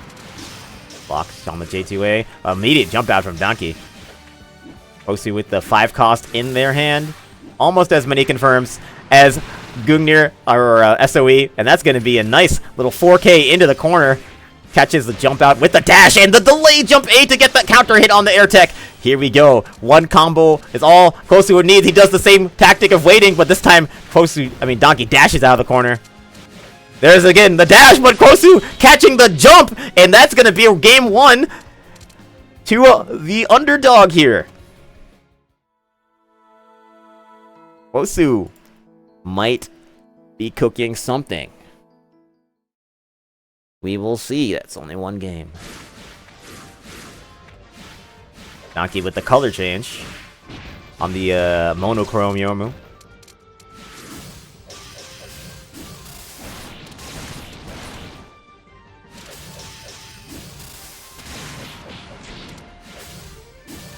Ooh, I like the press. Oh, the Touhou gets frame trapped, and Donkey is in control of this game. Not even giving Kosu a chance to even respond yet. Rekka catching the dash out again. Kosu struggling. Missing the J2A, yep, and punishing on the land recovery. Complete turnaround from the last round right there. Donkey with a very strong response with a perfect to start things off here. That's going to be an SOE confirm after the counter hit jump A. And 4.8k to start the round. Kosu really needs to find something before they let this game get away from them too. Wow, the 2C right there. The Spring Haze starts off the round here. Still not a single blow landed. Don't let it be you, Kosu. Oh my gosh. Is this actually gonna happen? Oh no! Oh no! He got double perfected! Oh shit. Okay, but he won the last game. It's still tied. It's still tied. That doesn't count. He got double beat. Oh my goodness. Oh my goodness. The beatdown. That was angry. He was like, ah, alright. Time to lock in. He leaned forward in his chair. He's in gamer mode now. Donkey took that one personally. Okay, whether Typhoon here, Kosu already landing hits here. We're avoiding the triple perfect allegations. And then Kosu got to really lock back in. They looked so good to start that first game, and then let that second one get away from them entirely. Got to mentally reset and start this game 3 with a fresh mentality here. Nice coin out. Okay, defensive play from Kosu. Good border escape to avoid the Rekka and gets a counter at J6A. Clean confirmation right here. Catches the dash out, blocks the Hangeki. It's going to be a nice little confirm. Oh, a little bit late on that pickup. That should have been a knockdown. Kosu can definitely take this still. They have the meter for it. Watch the orbs on Kosu. It's going to be a crush confirm. Not quite enough to KO. Ooh, the DP! Okay, scary situation for Kosu though. 1 hit point to try to play this with. Finds the jump A. Oh, drop the confirm. Oh my goodness, almost got that punish, but was a little bit late.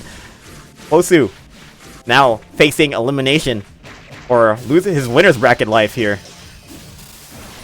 as Donkey has set point. Lots of pressure. That's the crush. Donkey has the offense, but a little bit of a tomfoolery from River Mist gonna give Kosu a chance to escape and try to get things back into his corner. He has that Gungnir, he's been holding on to them, but hasn't really been able to get anything. Okay. Oh, nice pick up from Donkey. Kosu 1 or 2 combos away from falling out of this.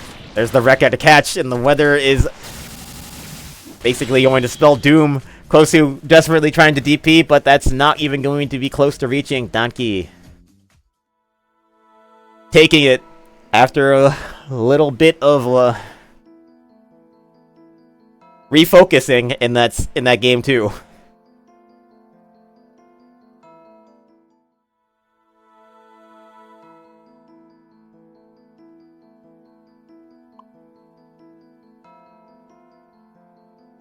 Sheesh. Damn, man. That was a game. That was a game of Soku that was played. Alright, next set on our list, we are going to have Syrafuse versus Auric.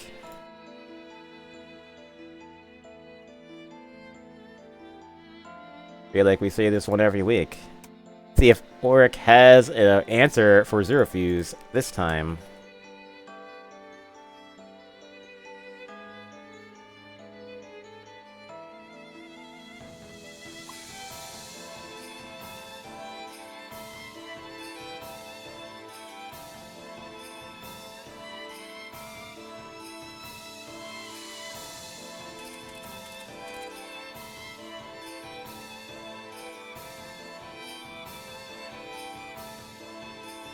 Alright, so I think I will need to get some water before this match starts, so I'll be right back.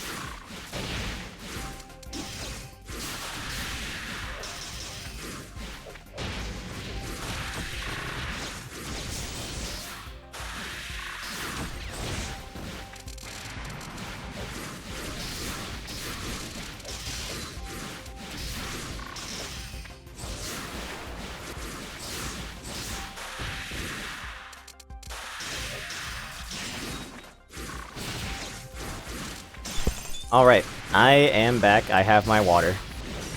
I am prepared. Auric versus Zero Fuse. This is the winner's second winner semis. And I'm pretty sure this is still the first game.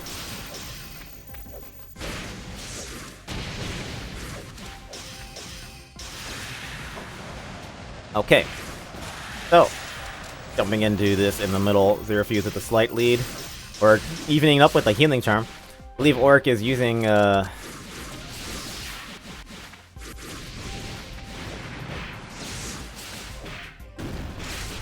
more spell heavy deck, it looks like. Interesting strategy here. Zero Fuse, so big meter advantage. They can definitely flip the Royal Flare and even get like the tiniest bit. And that will be enough. We'll see though. Oh, big confirm from Auric. It's not going to be enough. There's the heal up to try to make the gap a little bit larger, but Zero Fuse is not out of this yet. Spring Haze. We'll see how Zero Fuse can play this if they can get a little bit more meter. They have it! Okay. Zero Fuse has his win condition, or can definitely graze this. He had more than enough spirit, yep. Zero Fuse.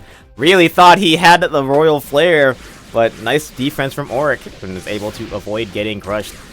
This first round is Auric here. The Aya main looking a lot better than they were last week. But they're going to drizzle here. Really benefit either side as no one has some damage. No one has a very damaging spell card. Nice focus that made by Zero Fuse. Gets the crush right here. Auric really struggling on defense, but finds the jump out and gets up punished right there. And the healing charm has been their go-to. Seems like they are just trying to, you know, outstall Zero Fuse. Not sure if he wants to slow things down against Patchouli. But they are winning, so maybe they know something I don't. No, on the clock here. Bad for Zero Fuse, I think. Does not want to lose meter and potential levels on his buffs. Wait, Auric's card's a little bit more expendable. Alright. Coin's gone. A big loss on Auric. Nice 6-6 speed from Zero Fuse. And that's going to be not quite a knockdown. One fireball short. 4 from Auric. Auric has really been struggling this round. Really flipped the other way since the start. Zero Fuse has been, you know, taking advantage. The slowed pace. Really repelling all of Auric's advance. Scorching Sun. Now Auric will have to make the decision to maybe fly up there and get that last bit of meter. The cost of their little bit of HP. There's the nice land cancel 5C, catching the jump out attempt, and Zero Fuse ties it up. Set crucial game 1. Go to whoever cleans this up here. Nice catch from Zero Fuse, denying that chicken block and getting a cross-up J2A, and another cross-up J2A. And Auric already down about 60% of his 50% life. The round just started, feels like. It looks like it's going to be another Scorching Sun here. Auric. Oh, he coined himself into a Royal Flare! That time, Zero Fuse making the right call. Taking huge advantage, reading that Auric would try to coin himself out of pressure, and... dang, that was a very smart play.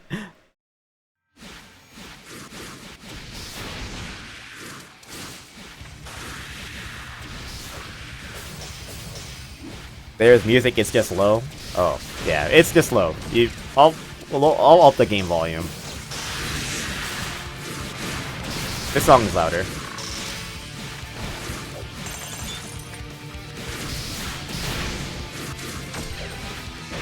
Nice punish here. Into the corner on Diamond Dust. Or baiting the bomb.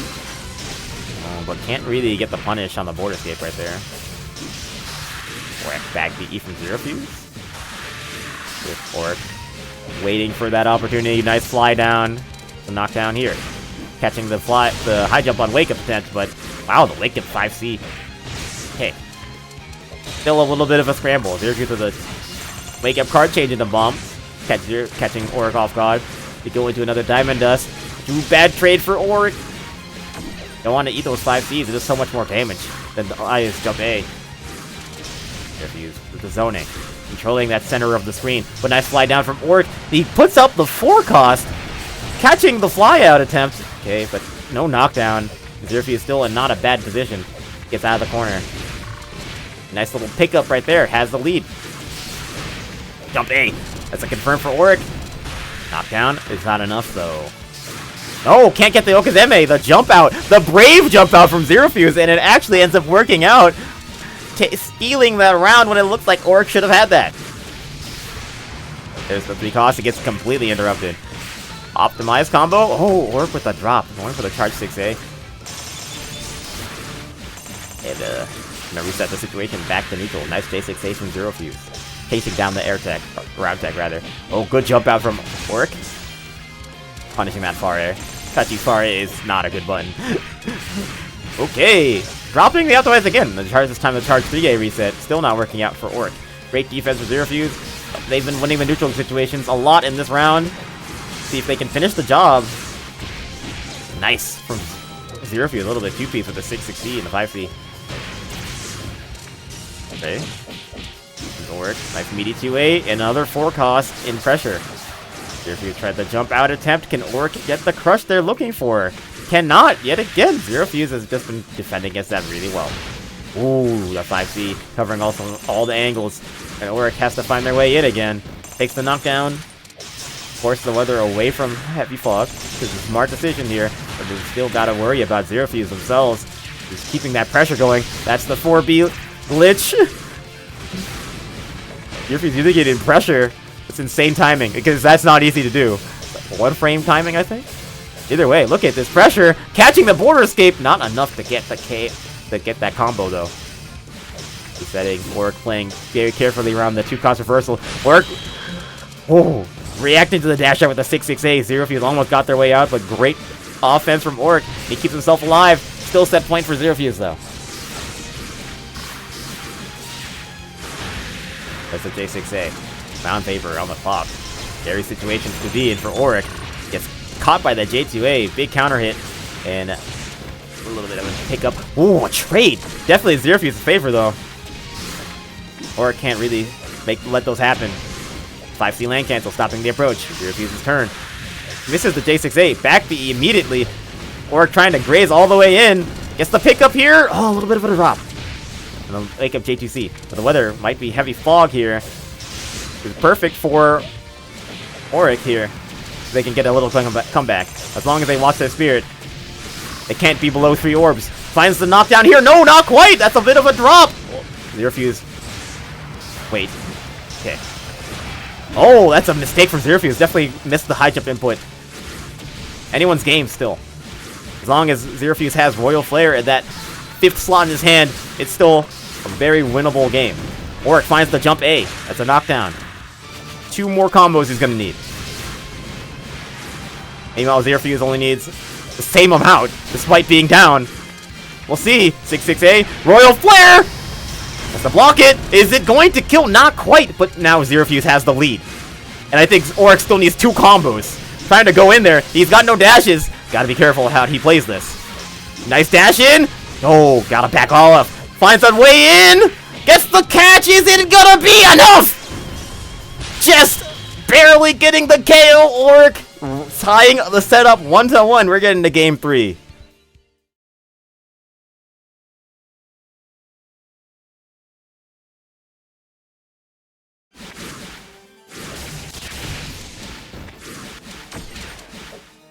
All right. Decisive. Game 3 coming up. Forging Sun, our first weather. Patience from the side or on their approach. Their spirit's looking low. Gotta be careful about how they do this. Oh, can't punch the 623. Missing the J2A. Oric's in. Resetting. Ooh, the backdashes from Zero Fuse going unpunished. Simple pressure gets the re-jump. Nice pickup here. And Oric in control early. Nice J6A from Zero Fuse. Takes control back from him. Lots of J2A. Good stuff. Aggressive jump from Oric, and he's rewarded. Gets the knockdown and another healing charm. Gotta be careful using that against Patchy, though. Your wake-up is pretty fast. Or BE from Zero Fuse. Doesn't really get him anywhere, but he's out of pressure. Nice fly down from Oric. He's landing a lot of those this round. Definitely earning him his lead. Watch the 4-2-1. Okay. Nice J2A from Zero Fuse. Oh, the movement from Oric. Going for the fully optimized combo, and it gets the KO! Oric showing the technology. Set point now for the Aya main. Nice catch with the 6-6A against the backdash, and Oric is in control early in this set point. Fizzle on the clock here, or Zero Fuse finds the J2A, and now it's his turn. Trying to catch another with another J2A, but Oric avoids it. Tricky movement from Aya, but Zero Fuse navigating it pretty well. Backdashing, gotta watch where he puts himself. Wall's right there. Hey, nice J2C. Zero Fuse has an opportunity, but doesn't get the roll direction right. Oh, the chase down from work, but there's the tech J5C. Zero Fuse with a nice little snipe right there. Watch the spirit. Okay, nice 5C again. Zero Fuse landing a lot of those. He has control. J6A, get the frame trap. Nice coin from the Auric, get himself out of pressure. Oh, and gets the snipe with the 5C as he heals to try to even things up. Zero Fuse, though, has tons of meter. Royal Flare is there. He highlights it. He knows what his win condition is, but he whiffs the 6-6C. Gets punished for it. Not a very big punish, though, as is Aya. Not the highest damage character. Okay, here comes Auric. A little bit of pressure string. Air-to-air pressure. Zero Fuse with the board escape out. Oh, but he misses the J2A, reading the jump, and Auric didn't give it to him. Huge opportunity for Auric here. Puts up the 4 cost. Gets the J8A, and now Zero Fuse is in a ton of danger. Trying to find their way out. Finds the J2C to 236. And somehow, they aren't out of this yet. As long as Royal Flare is in his hand, anything can happen here. That's the 6-6C right there. Ooh. Pressure. Zero Fuse gotta be careful. Auric's lurking. Air-to-air pressure in the corner. Oh, with the fly. And Zero Fuse is able... Wait, swap sides. Okay, no Typhoon Force from Auric. Zero Fuse holding on. In the corner, blocking again. Blocks the 2-1-4. Gets a small punish on it. Still hovering Royal Flare. Looking for that confirm. Doesn't not quite need it yet. Or can't quite find it there. Okay. Royal Flare will get the crush! Yes, it does! And we're going to a round 3. Just barely getting enough damage. And here we are. Last game, last round between these two. They've been giving it their all in this set. Zero Fuse gets the first knockdown here. Catches with the J5C, but can't get the confirmed. Now it's Auric's turn. That's a clean crush with the 2 cost. Oh, but can't get the Okazemi. Immediate jump. J2C from Zero Fuse, and they're going to keep the momentum. Oh, nice far A from Auric, getting the punish on the landing. 6A, nice little frame trap right there. He must have thought that was a 6-6A. Alright, air pressure. Oh, Auric in the scramble, finding the 4A. This is going to be a 4-cost setup. Can Zero Fuse escape from this? Board escape here, he's still blocking in the corner. Oh, forward board Scott gets caught by the J6A. Auric's out of cards, but he's used his meter very well. Has a pretty solid lead against Zero Fuse, but this round is far from over. Air-to-air confirm here. Auric will probably still need 2 more confirms. Now 1. That's not going to crush. Or never mind, it does, just barely. But Zero Fuse is not dead. Goes for the 4A and Wake Up, it trades! And that's going to be it. Auric will take the game and the set. 2-1 over Zero Fuse.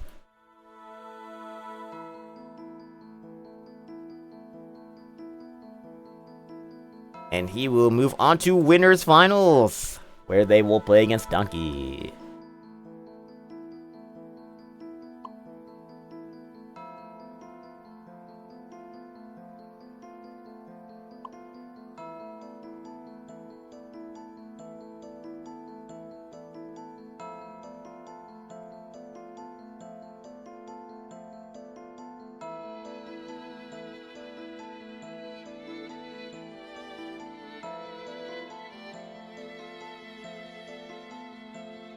Alright. So we are getting to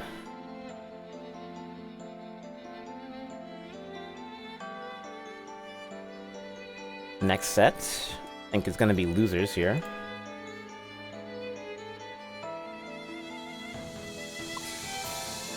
Yeah, we're gonna get Wild Flame versus Ibuki Suika.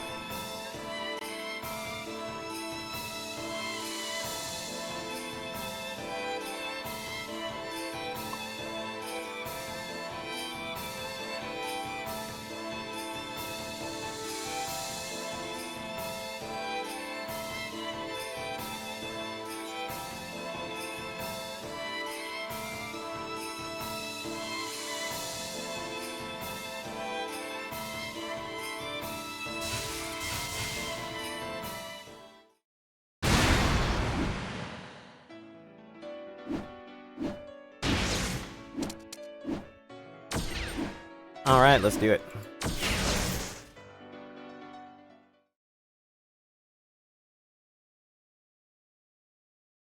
Losers top 8.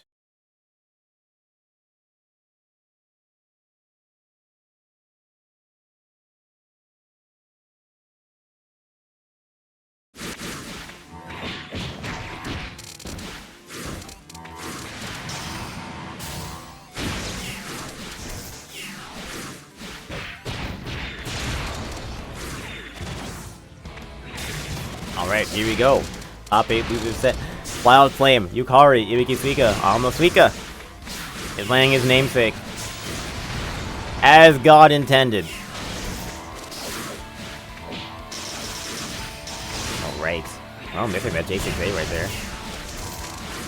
Seems like this might be a little bit of a struggle matchup in neutral for Suika. Doesn't really have a lot of density up front with her bullets to really combat how Yukari can control the screen.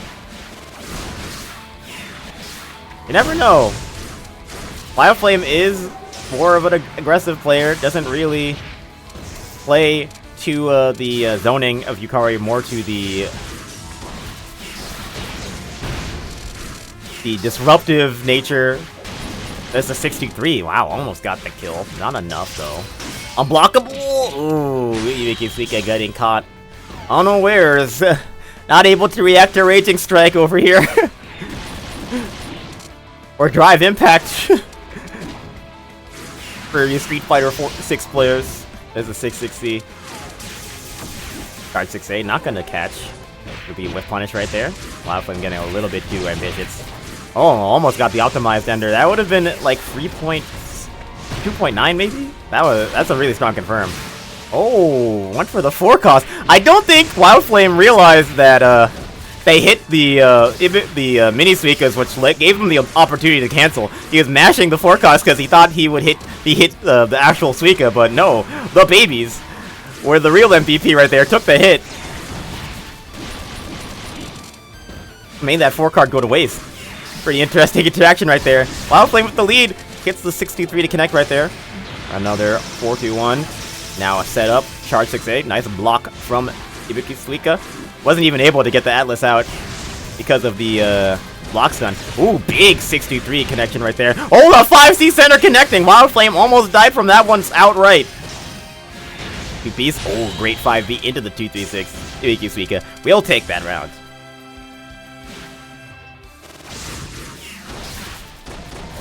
C. Wow, going over the 660 from Wild Flame. The 6-6A. Because we can get a nice little confirm here. Atlas in hand, as well as a missing purple power. Switching back to Atlas. Ooh, big 660. Wild Flame in control now. Oh, 660 from Ibiki Suika. They're just letting it loose. No, great frame trap. Watch the weather. Okay, not going to be the Typhoon, but that was very close to being it right there. It'll be Calm instead, benefiting Wild Flame because they had the spotlight for a little, but immediately got hit by the J6A. Okay! The punish from Ibiki Suika doesn't use Atlas! Might have been a little bit too conservative. I mean, the game is over. There's no reason to hold meter. Gave Wild Flame a chance. 6-6B not going to connect. Nice air-to-air, but oh my gosh, could not finish the combo. 4-2-1 into the corner. That's not going to punish. It's too far away. And Ibiki Suika is just going to use the reversal to punish the 4-cost outright. That's going to be game 1 to the Suika.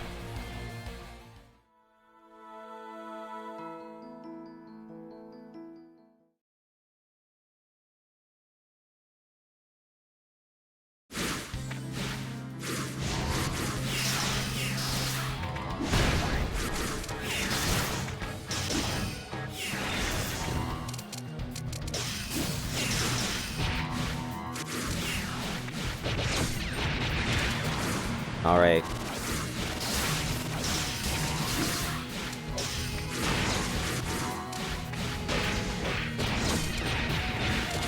Alright, Wild Flame eating a lot of counter hits. And this is exactly what Suika wants. Wow, the 4-2-1 trade. Blocking the 63, nice. Oh.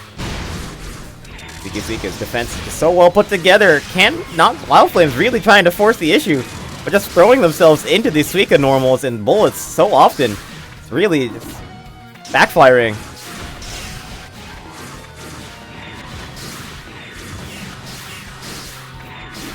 63. Ooh, not gonna hit anything. Nice patience right there, blocking the 2-3-6. Nice ward escape from Hisoutensoku, but can't find the jump A. Instead, gets hit with the 5C. Obviously, gonna try to get something going here. Nice little pick up here. It's the knockdown in the corner. Goes for the 4-2-1 into the run. Looking for a cross-up, but good blocking by Hisoutensoku. They're able to get themselves out of danger and out of the corner. Oh, but nice J2C. Wild Flame just needs 1 or 2 hits. Finds the 63 forward. Board escape. Is the dial gonna kill? Oh, wait, no! He has the Monsoon Optimals! I didn't even know that was a thing! Okay, Ibuki. Weather awareness by the Suika player here. Who's throwing out Monsoon Optimals? Jeez. Alright, 3 cost, reset. Lots of wrong blocks. Suika able to board escape. Oh, getting caught in the air. It's kind of tough to fight in that position against Yukari. 6-6-8. Oh, the counter hit is a full confirm. Live Flame, a very good position here. But watch the 5 cost. Drizzle is still on the clock for a little bit longer. Okay. Out of the danger zone. 6k Atlas is now not on the table. Instead, it'll only be nearly a 5k Atlas. Nice 6-6-E. That should do it. Yes. And Wild Flame staving off Illumination. Continuing the set. Still set point for Hisoutensoku here. 6-6-E. Knockdown. Oh, not quite. But 5C center as the punish to the J2A. Oh, Wild Flame being super conservative. Does not want to gamble against Atlas. And Hisoutensoku taking advantage of them. Just resitting on very minus pressure. Jump out of the corner from Ibuki. Nice board escape, but they're still facing this pressure. Gets the catch. Okay, 4 cost confirmed. Solid damage. The Atlas is still right there. Wild Flame should be aware. Oh, gets the clean jump in. 63 catches the jump again, but there's the Atlas. Blocked, and that should do it. Going to game 3.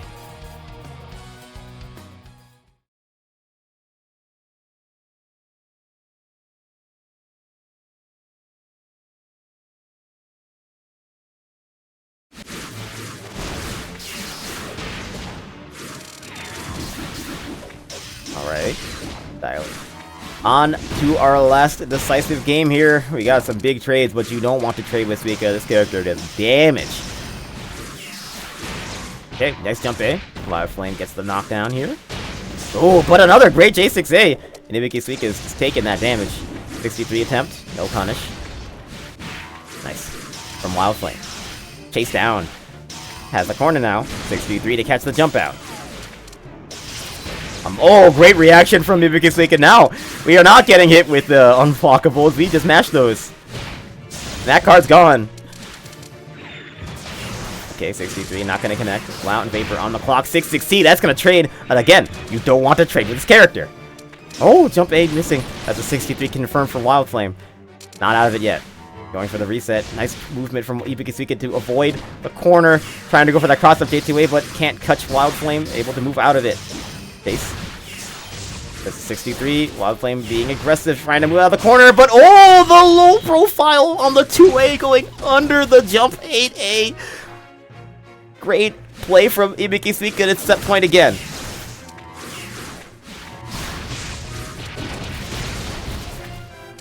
Alright, here we go.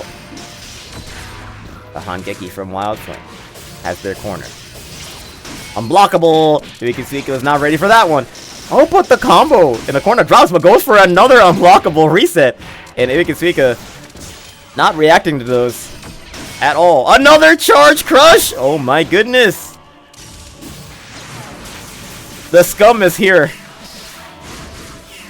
You best learn to react today, son. 6-6-C, not gonna connect. Punish. Clean lead by Hisoutensoku into a 5 cost confirm. And that's gonna be the great equalizer. 4.6 right back onto Wild Flame. The scramble.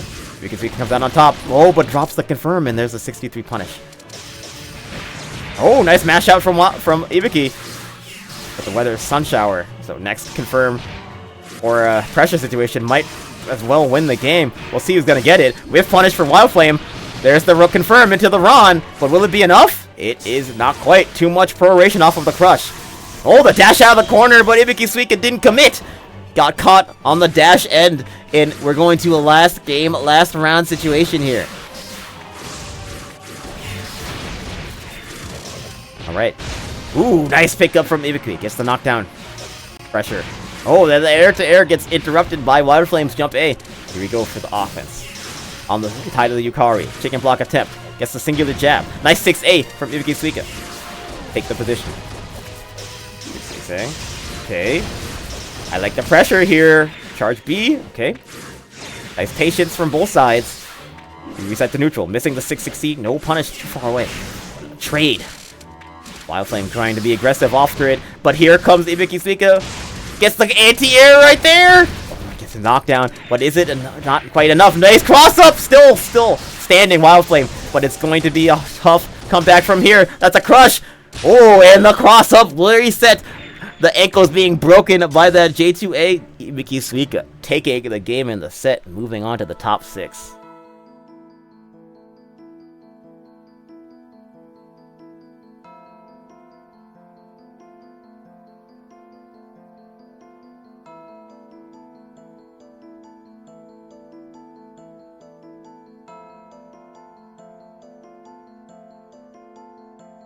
Alright. So, I was told that Frantium has had connection issues, and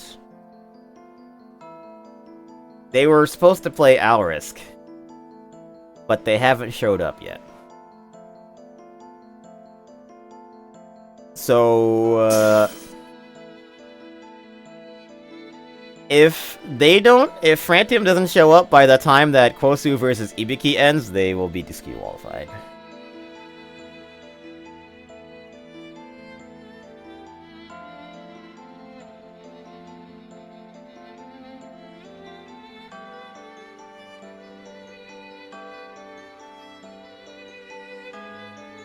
Okay, next match is gonna be Kwosu versus Ibiki, the rematch.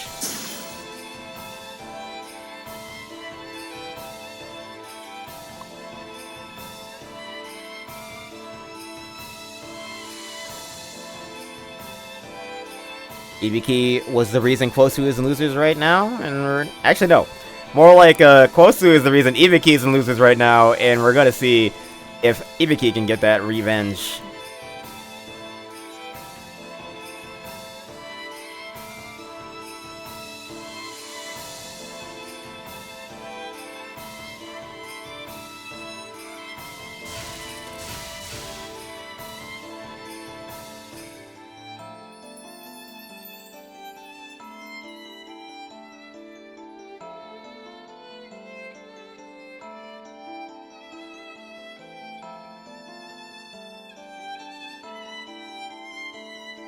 Yeah, more Suika versus Ramilia coming up.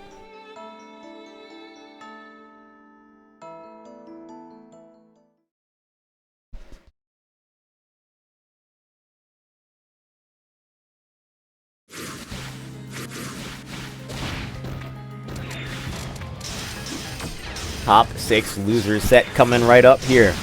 Ibiki Suika. Kwosu. J6A right here for Kwosu. It's gonna be a nice little knockdown here. They get into the start of the set. The frame trap 6A. Can't get the conversion off of it. A little bit of an awkward hit. Ibiki Suika has the corner now. Going for the J6A was a little bit low or late on the J6A. Couldn't catch the 2A attempt from the frame trap. So far, pretty even. Pressure for Kwosu. Goes for the full dial A. Just keeps it simple. Getting some conditioning in there. Yeah, you gotta condition before you wash or whatever. Nice air to air. Okay, Kwosu meeting Ibiki Suika up there. Getting the knockdown from the jump AA.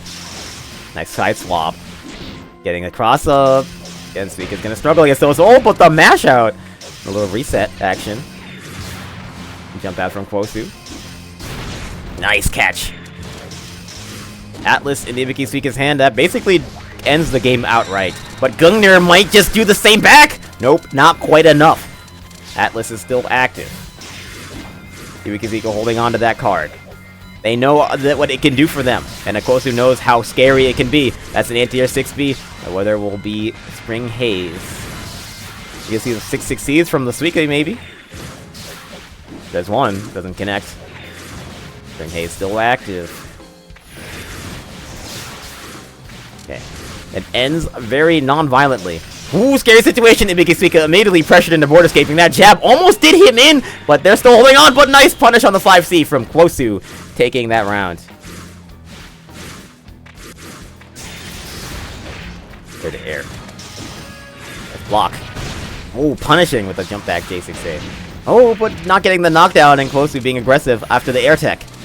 Cross up J2A. Okay. Nice block on the 3A from Ibiki. Oh, trying to get the re-jump right there. A little bit of a drop from Kosu. Okay, I like the pressure. I like the pressure. Nice board escape from Kosu, though. Oh, great punish against the 6-6C. Atlas in Ibiki's hand. Nice board escape, but put themselves back in the corner. Kosu in a very scary situation, in a very threatening position. Oh, but loses the corner. Now has to face Suika's pressure. Charge 6A. Gets the hit. Oh, the wake up Demon Lord walk, though. Careful about the Atlas. Yep, has to respect it. Suika able to avoid the air unblockable. Ooh, missing the 6-6A. Punish for Kosu. Not a big one. Suika still holding on to Atlas. Looking for that one decisive hit. Put themselves in the driver's seat for the set. But Kosu can just land a counter hit, J6A or J2A. The round will end. It might not even need to be a counter hit at this rate. He's looking for that J6A. He knows what it does for him. Oh, that 6-6C, though. Basically even things up. Heavy Fog doing some wonders for Ibiki. Now they have the lead. I think they are out of the Gungnir kill confirm range unless they big counter. But wait, the weather! And now Gungnir is not even an option. Kosu has to change the weather. I don't know if they're willing to waste the 4-cut. Oh, but they take the hit on purpose. That was a smart play, but they still have to deal with this pressure. Oh no, a drop from Suika. That should have been the round. Kosu still holding on. Trying to get the punish, but that Oni Spirit Bomb denying the jump A. We're going to round 3 here. Pressure from Ibiki. Nice resets. That 5C center, but great reaction from Kosu. That's basically a 50 startup move. They're not kidding this guy with that. Alright, nice. Getting the catch. Reset. Okay, but nice defense and movement from Ibiki Suika. Putting himself out of danger and getting a nice knockdown. 2.7k. Atlas and Cradle still in play. Oh, Kosu had the dial A fall out of it. Okay. Love the J2A play. Nice. Getting the air-to-air. The knockdown here. What can Kosu do? Can they find that 5 cost? Just using those jabs to try to poke and prod. Hopefully get that confirmed if Ibiki Suika is smashy. While they're going to Spring Haze. Ibiki looking for that hit. Anything that can confirm the Gungnir. There's the 5 cost! It's not quite enough. That jump AA, not the best starter.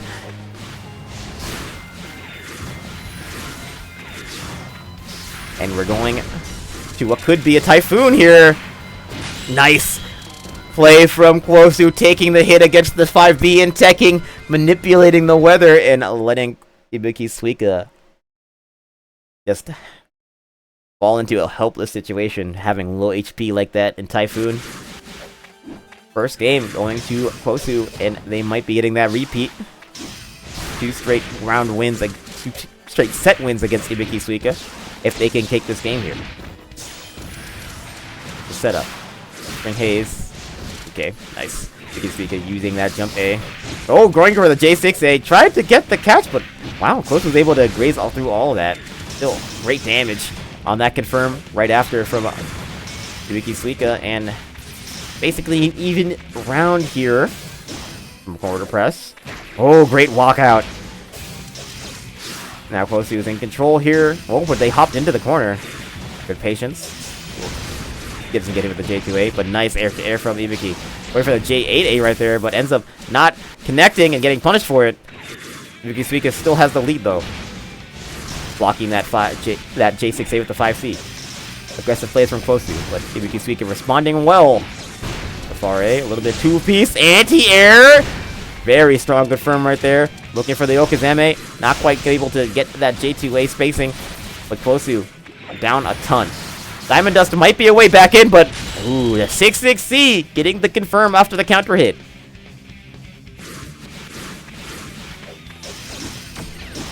Nice blocks. Oh, the far A. Seeing that stop sign with the DP from Kosu. Ooh, the J2A putting themselves in the awkward position. Oh, Hisoutensoku had a strong confirm. Maybe an Atlas confirm after the air 5A to 5B, but didn't go for it. Now, Kosu. Oh, missing that anti-air. A little bit of a punish right there. Nice knockdown. Has the offense. Chasing the border escape. Finds the hit here. Nice pickup. Kosu in control.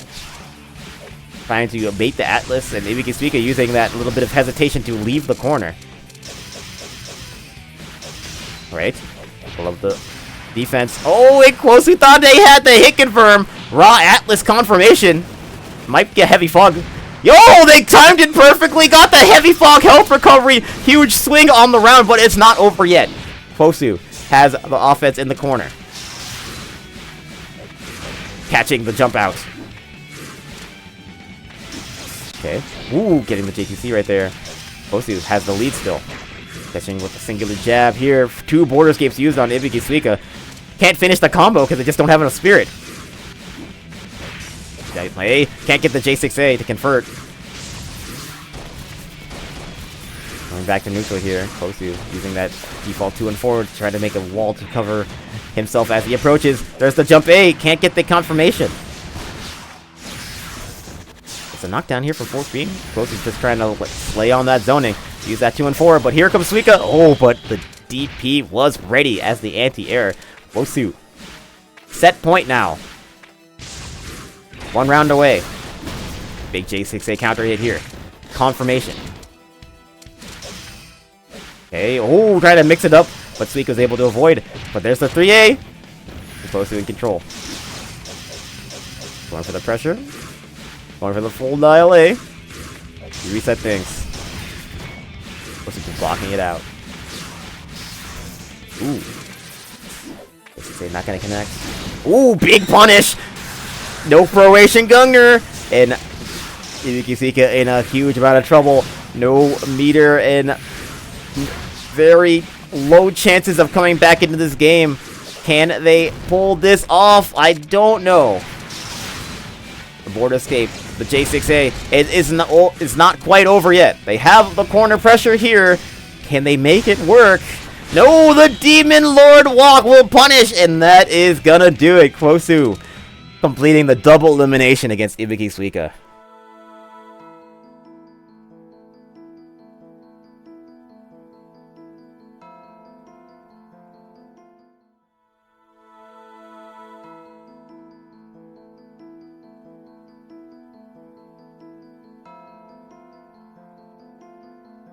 Okay.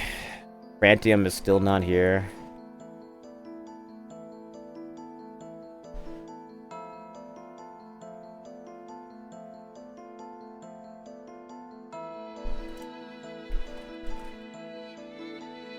Well, can't wait any longer.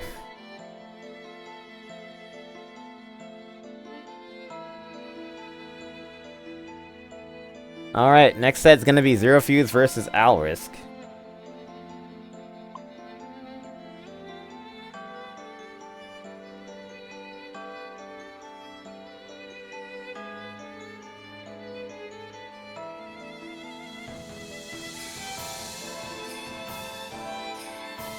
Get started.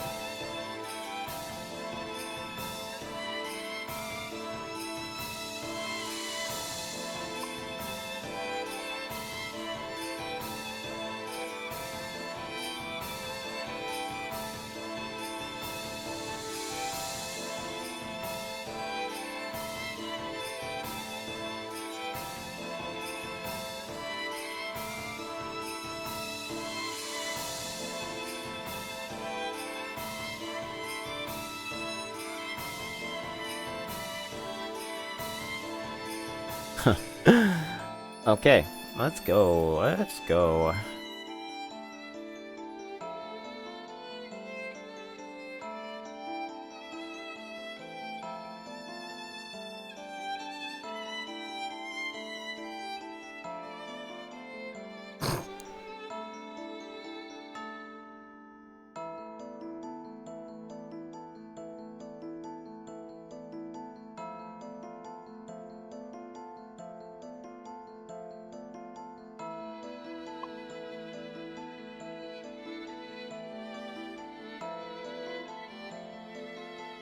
Okay, let's go. I see the set.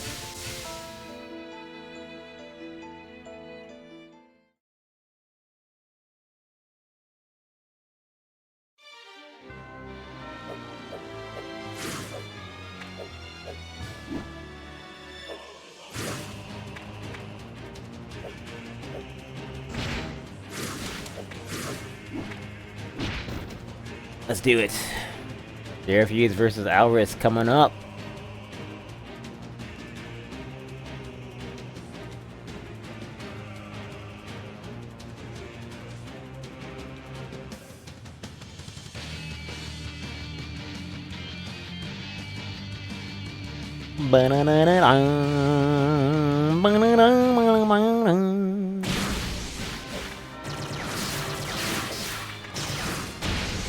Alright, let's move into this top 6 set. We've got Zero Fuse, the Hero Fuse.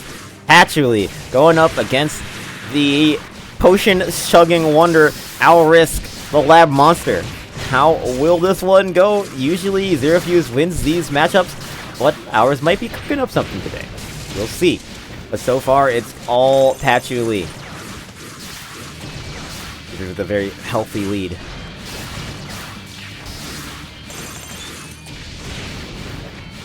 River Mist on the clock here. Okay. Ours getting tagged left and right. Can't really seem to find an opportunity to get those B-bullets out safely. And as soon as they find a hit, River Mist just denies them the combo. Nice J6A from Zero Fuse right there to get the catch. Total tag. Ours can't make any more movements. Wow, and a call-out jump A from Zero Fuse right there to get the punish. That jump A from Patchouli isn't very good on its own. Very slow, very committal. But Zero Fuse making it work. Nice little cross-up right there. Okay, countered 6-6A. Ours can finally get started here. Maybe get a little cross-up going. Oh, but nice backdash from Fuse. And the 6-6C. Denying the approach from Ours. Second block attempt. Okay, Ours gets away. Bomb out from the Fuse. Right now, Ours holding on to a drink. Not really going to help him at this point in the game. He's going to need something more than a defense boost when your HP is this low. Oh, the bomb out. But no punish! Accidentally, maybe didn't mean to charge that 2B. Fuse just needs one more confirm. Ooh, a trade. But Ours cannot even think about trading going forward. Oh, what a crush. 2A into the 6C. That's going to do it for game number 1.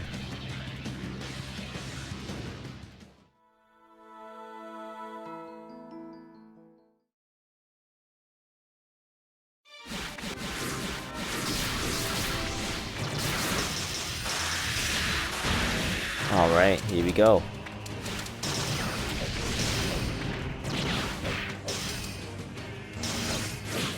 Ours starting off this round a little bit better, going for the 6-6E, but that's pretty tough to do against Patchouli. You can edit or alter her falling momentum in so many ways. There's the 3 cost going up. Ours kind of trying to fight against this with the laser. We gotta watch that spirit usage, my friends. Okay. Offense for Fuse.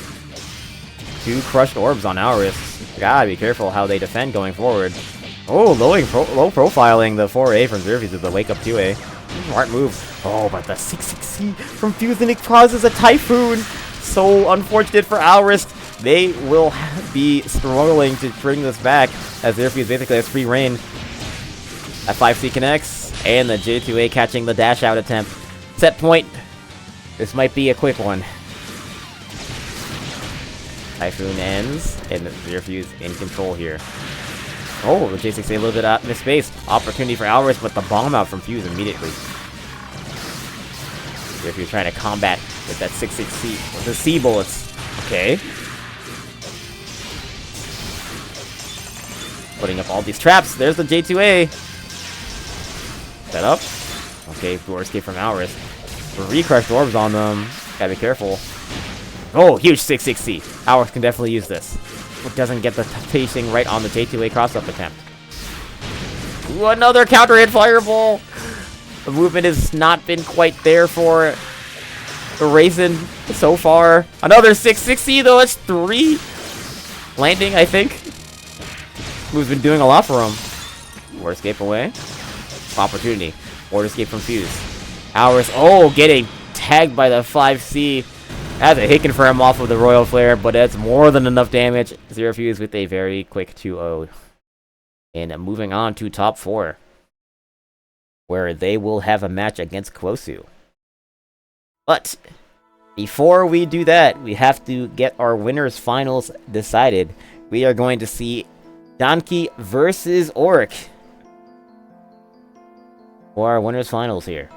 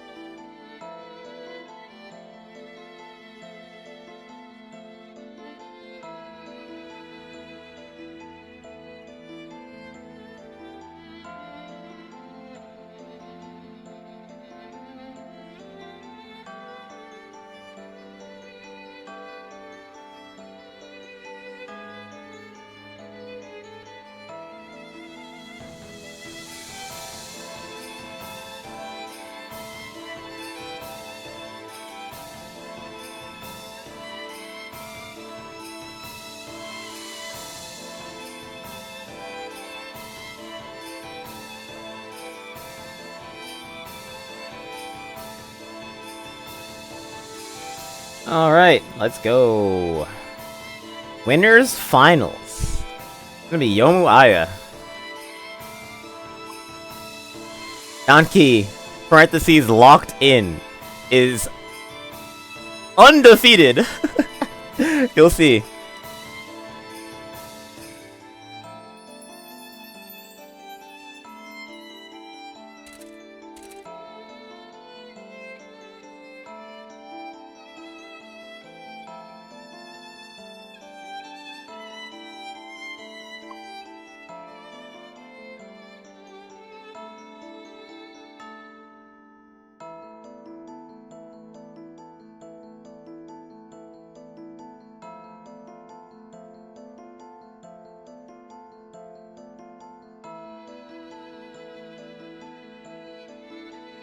Alright, let's go. They're ready. They're ready, I'm ready.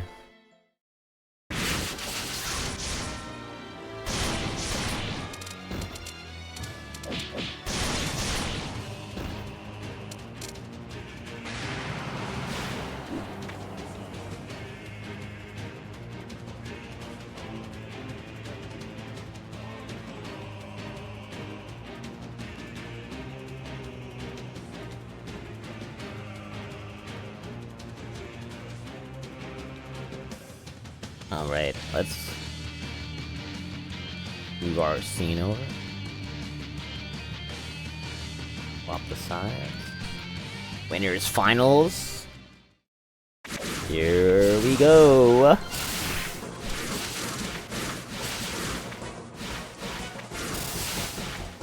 I really wonder how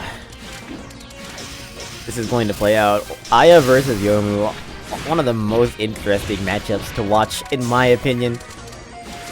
Because you have two really fast characters, but they both use their speed in completely different ways. Yomu kinda blitzing you in straight lines, but Aya having that maneuverability, low commitment, neutral. We have one just looking to punish everything, and one looking to force you into bad situations. It's very dynamic. And feels like every button, every action you take here really matters a lot.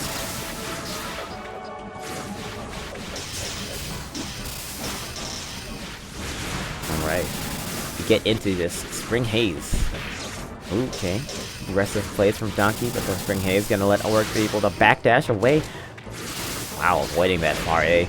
Nice air-to-air from Donkey. He's really winning those air tech situations, or trying to force the issue.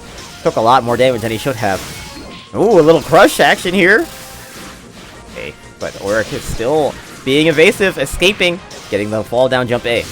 Trying to reset things here, but oh man, Donkey immediately taking advantage of the low opening that Oric gave him. 2 crushed orbs on him. Make that 3. Oh, punishing that Rekka. Donkey wanted it all with the crush option, but Oric is able to get away. Mountain Vapor on the clock. Ooh, clean jump in, but watch the weather. Oric's got to be careful. He able to avoid the Typhoon, using the healing charm to keep himself out of one-hit death situation, but a combo will still kill him. Oh, what a read from Donkey, but didn't finish the job right there. Oric trying to mash out, but the frame trap is right there, and Donkey will take the first round. Ooh, jump 8A. Said, get out of my airspace. Such a great move. Ooh, hard to deal with fly in from Donkey. Gets a great coin from Oric to end that pressure string. Go for the... And he's holding onto those forecasts, not using them for the Okazeme. Doesn't want to waste 3 of them at once, but eventually you're going to have to make a decision here. Air to air for Donkey. Monsoon saving Oric from what could have been a stronger combo. Ooh, another counter jump A, way too high above the ground to get the slash of eternity. This Monsoon really saving Oric. As it counts down. Now slash of eternity back to being its normal threat of making everything hurt. Another knockdown, and this time Oric finally decides that it's time to let it loose. That forecast going off. Donkey up in the air actually avoids all the offense and get... Wow, that defense from Donkey, man. Unreal right now. Nice board escape from Oric. Gets the forward board escape to punish that jump 8A. Scary situation for Oric right here. Have to deal with Sun Shower and Slash of Eternity in Donkey's hand. Really, any hit is doom, but nice 6-6A. Oric's not out of it yet, using the heal, but he's still not healed enough to avoid a counter hit confirmed into SOE. But if River Mist goes off, you know, SOE will not work. Oh, he ripped the backdash! But Oric will fall out of this. Oh, it didn't kill! It didn't kill! But can Oric kill? No, he cannot! Get the revenge in! Wow! Donkey with the bold read to use the SOE raw against the backdash was rewarded handsomely and steals that round from Oric. What should have been an easy win right there. We're going to game 2 and Donkey, man.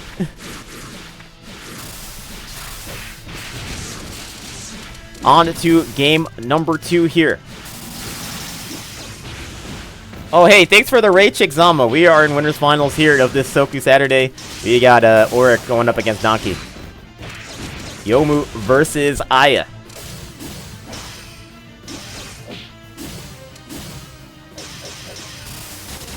Oh, great pressure here. 1, 2, 3. Okay, I'm liking this pressure. Okay. If you play BlazBlue, just think of Aya as a I guess a Bang archetype character, you know.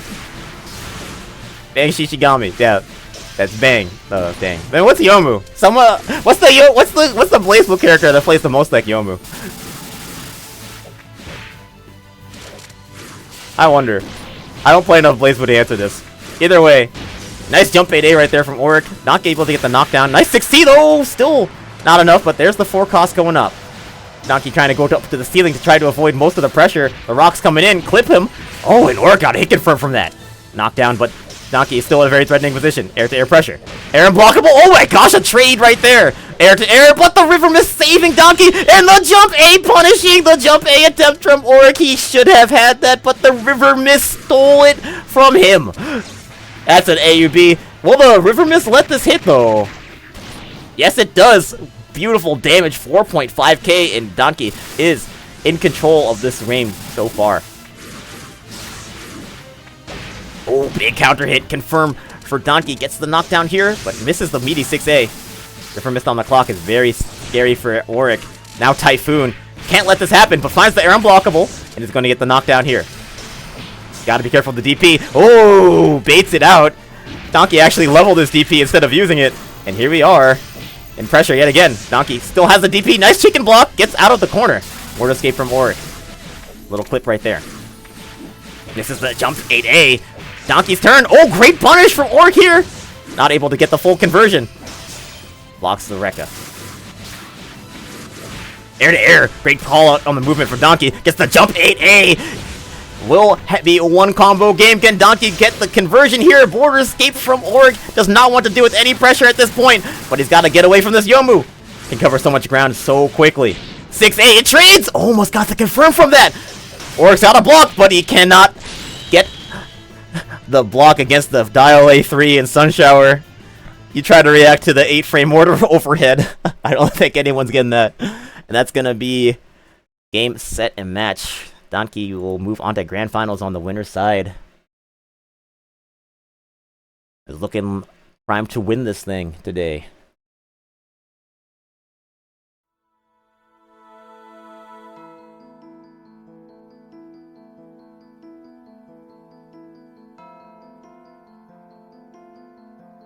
All right.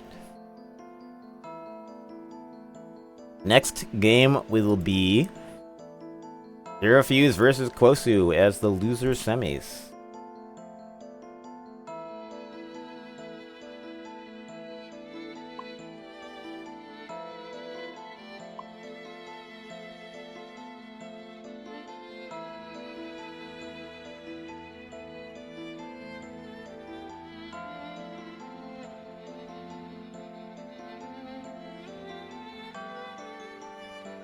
Right. Zero Fuse. Kwosu. So they're gonna get Remilia versus Patchouli.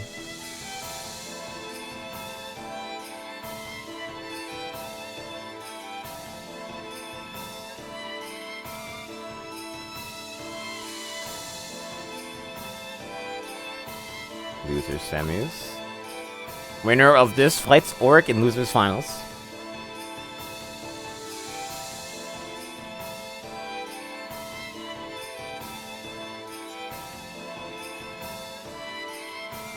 Looking forward to this one. Kwosu's been making a crazy run this tournament.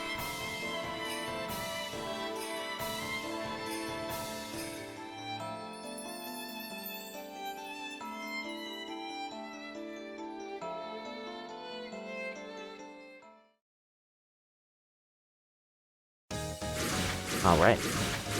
Button checks. Oh, it looks like we have the Aya pick from Kwosu instead of the Remilia.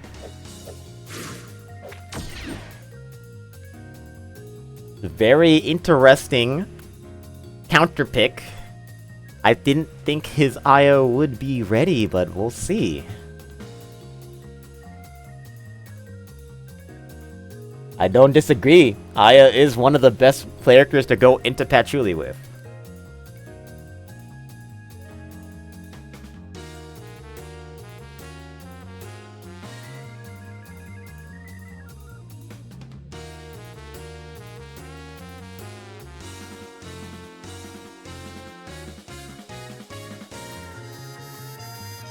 Seeing a lot of Aya today.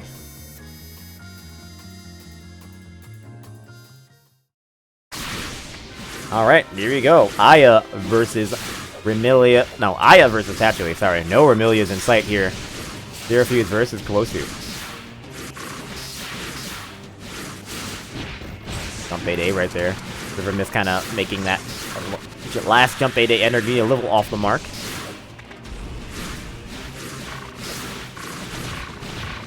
Ooh, little triple snipes right there. Kwosu's movement definitely being tested. Nice jump 8A there, but again, Irvin making it a little tough, and a fly down jump 2A from Zero Fuse. Very solid damage, J2A right there. Okay, wow, 6-6E. Respect from Kwosu. Still having to block all this pressure from Zero Fuse. You'd think that Patchouli would be more a defensive character, but man, Zero Fuse making this aggression really work. Kosu, gotta be careful about where he puts himself right there. That Scorching Sun will damage you if you go to the top of the screen.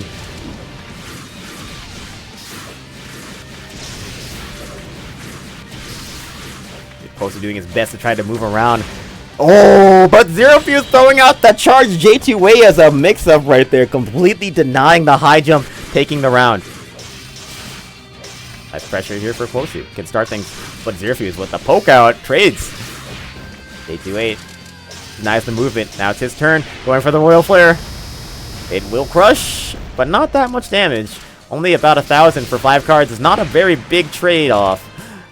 Here is Zero Fuse getting more offense here. He's gonna become Fade. Nice. 6-6C. Getting a little Okazeme. 6-6C. Wow, Kosu not taking their turn now. The 6-6C is pretty minus. Pressure continuing for Fuse. Charge 6C just landing straight on. That's a lot of damage. And the resets from Fuse just layering and layering. Finally a backdash from Kosu. But can they even turn things around before they die? It's very, very lopsided in terms of HP. And Zero Fuse with the Hood Perfect taking it. And maybe we're going to see the Remilia here. I don't know if the eye is going to stay out.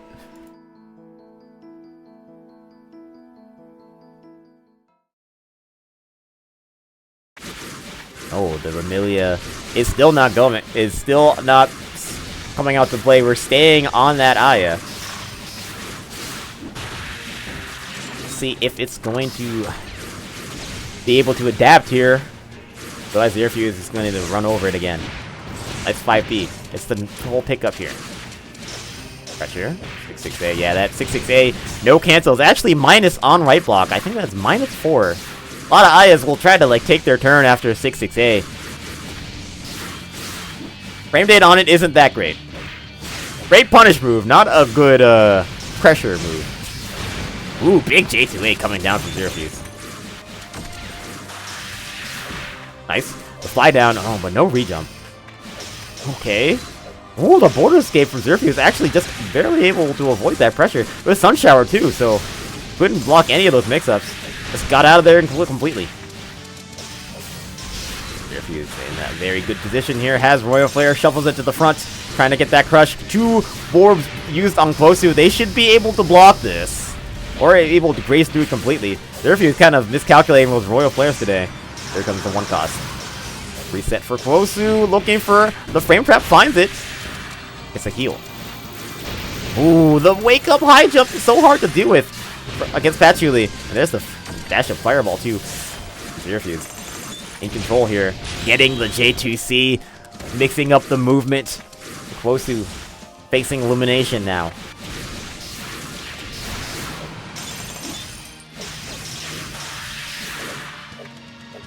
Oh man, Zero Fuse swinging. Both sides swinging. Both coming out from Fuse. Opportunity for Kosu, but they missed the jump 8A. Knockdown. And that's a strong conversion too. 2.8 is a lot of damage for Patchouli. Okay. Kosu in the scramble, getting the 4A. Nice BE from Zero Fuse. Immediately getting out of the corner. Reversing the situation, blocking the 6-6C. Wow. Touhou to check the dash in. And this fortress that Zero Fuse is putting up. Kosu just cannot reach it. Kosu looking for an opportunity. There is the 3 cost going up. Oh, and you can't quite punish it. It's too late. Zero Fuse with a huge advantage here. Kosu can't even get out of this corner. That's so much pressure. Okay, using the hop, trying to get the J2A, but can't get around the 5C. The J2A coming through. Is that enough to KO? Not quite. But this looks like a foregone conclusion at this point. He does not have enough spirit to avoid this. And that is all she wrote. Zero Fuse taking it 2-0 over Kosu. Kosu going out in 4th place. But amazing run by the Aya / Remilia main. Looking really good. Getting a lot of good wins in this bracket. Almost. Well, I wouldn't say almost taking Donkey out, but definitely giving him a wake-up call. Putting him down a game. Respect. Would like to see him play on the next one, definitely. Alright. So now we're going to a rematch between Zero Fuse and Auric for our losers finals.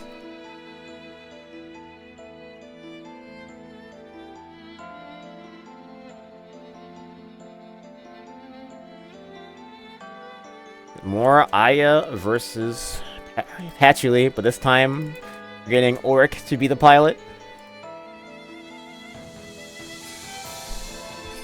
Auric has done it before. Auric is the reason that Xerofuse is in losers. Xerofuse has had some time to adjust. You'll see how he does in the rematch. Xerofuse, Patchouli, Auric, Aya, losers finals.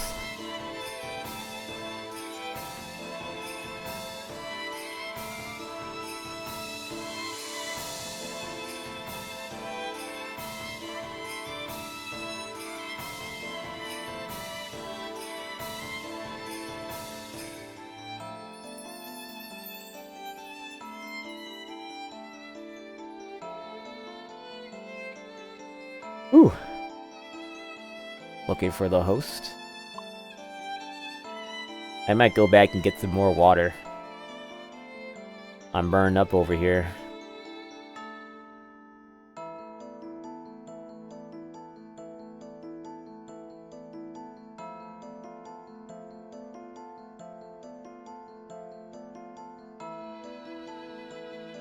Alright. I'm gonna watch the button check.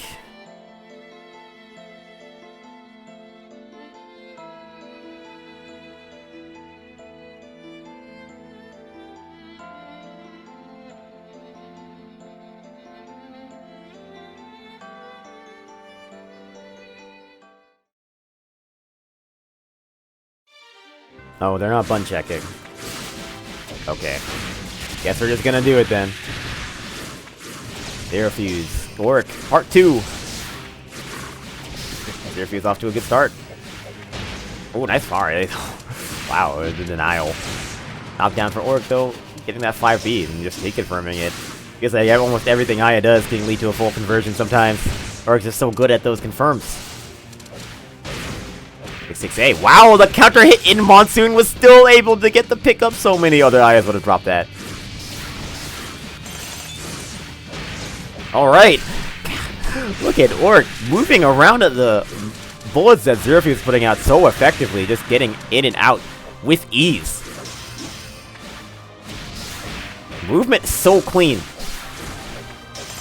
Going into the corner, 4B from Xerofuse. Okay, able to finally have some offense, but they've been down almost this whole set. It feels like Auric might just run away with this round. That should have been the confirm to kill. Uncharacteristic drop from Auric. Xerofuse is still holding on with a singular hit point. There's nothing on that life bar. Oh, that far A. Faster than the 6-6B right there. Auric will take that first round. Nice punish. And the 1 cost to get, or 2 costs rather, to get some extra damage there. Chase down from Auric. No punish on the 6-6B. Ooh, he's swinging at it, trying to swipe Patchouli out of the air, but Xerofuse is able to move away. Start to set up. Oh, but man, Auric is just been consistently getting in. Xerofuse definitely needs to adjust his zoning patterns. Feels like Auric has figured something out. 4 cost going up, but it's too far away. Xerofuse should be able to jump. But here's the air-to-air pressure. Okay. Oh, perfect for Auric. Getting the punish with that JB. Oh, the punish! The chase down! Auric was reading the instant air J2C. Xerofuse has been showing that so many times to get out of offense, and Auric was just chased it down. He knew it was coming. Okay, great anti-air from Xerofuse. The momentum's starting to shift back in his favor. Nice block on that jump 8A. Blocking the far A right there. Auric trying to do his best to finish things off. Gets the 6A to frame trap, but can't finish the job. A little bit too far away for the conversion. Nice J6A for Xerofuse against Diamond Dust knockdown. Oh, but the forward border escape! Will the one for the 2 costs kill? No, not quite! Xerofuse chipped it down to 1 hit point. Can he get out of this corner? Nice dash out. Forward border escape gets denied by Auric. Border escapes again. Doesn't get the jump A, but watch the weather! I don't think Xerofuse can turn it off. Wait, 660? Oh, he doesn't even do 660. He gets for the 236. I'll punish the 1 cost or the 3 cost, and Auric will take that first game.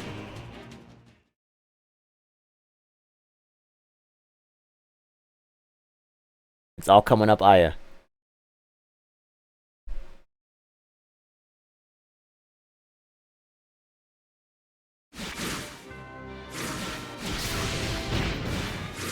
Alright, game 2, loading up. Or taking that fireball to start things off. Oh, catching the movement. Ooh, that is 6E. Felt like it hit a lot harder than it actually does.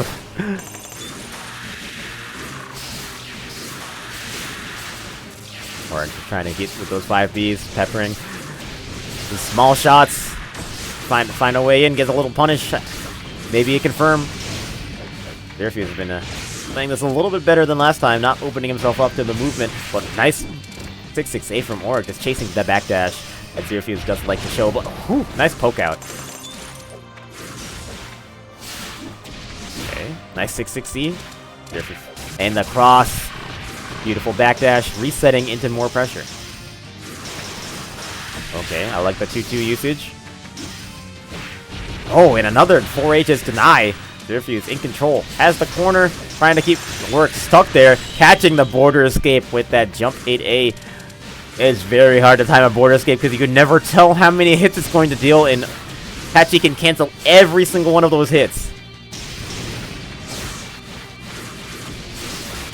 Nice weak from Zerofuse, stopping the movement. Feels like a completely different game from the last one. The adjustments has been made. Oh, great movement from Zerofuse, from Auric, I mean, to get the punish right there. Jump 8A. No, not able to finish the job. Doesn't have the spirit for it, or the movements, rather. Ooh, great movement from Auric! Using that jump A to create some scary pressure. Gets the knockdown right here. It's gonna crush. Guaranteed. Using this healing charm to heal. Lots of Ayas will opt for this healing charm in their deck, since Aya is such a low damage character that needs to really chip away at their opponent's HP. It creates some long games, and using those healing charms can really make a difference as games wear on. Every bit of HP counts. You're playing a game of inches like Aya is. Nice catch with the 2C against the backdash.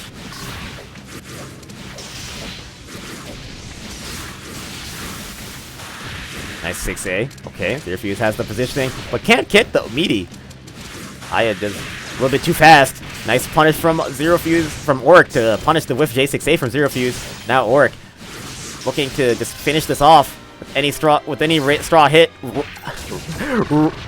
But he's not able to get it just yet. Zerofuse has the corner. Jump 8A catching. Oh, but not this. Auric starting to struggle to find the way in. Zerofuse covering all the angles. 5Cs. Oh, but the movement from Auric. Set point now.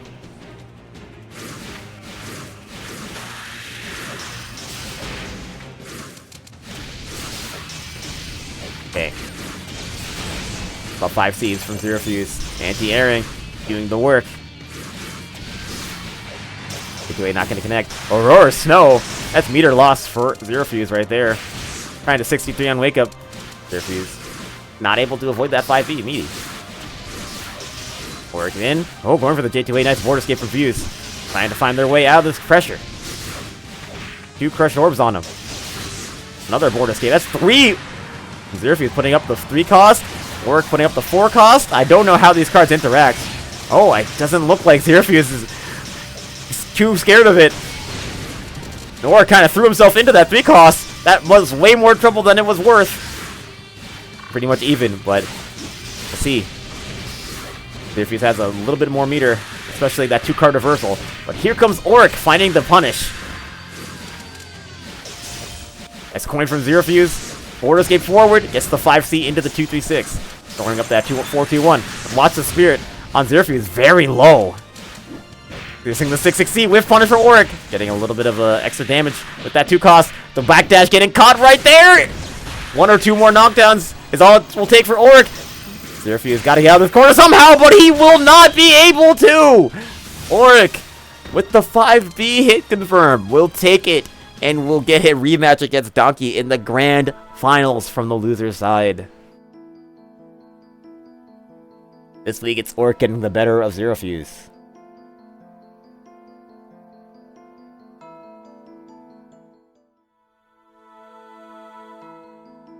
Reverse. Reversal from last week, where it was Auric winning, where it was Zero Fuse winning both times, now it's Auric winning this time. Two are so even.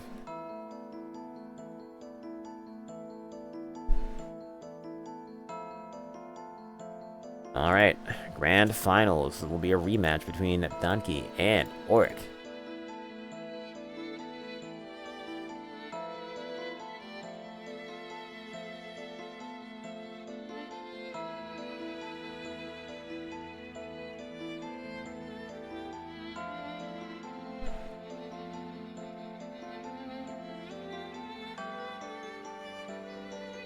See, who do you got? I want to see those weather crystals in the predictions. Support who you like. Support your favorite player. Put those weather crystals on the line.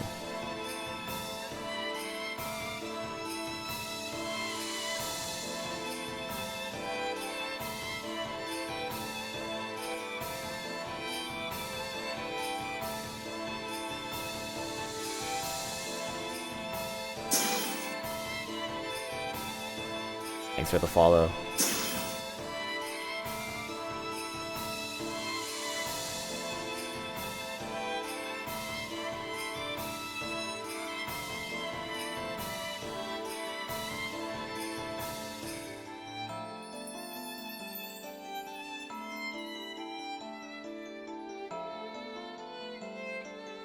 All right.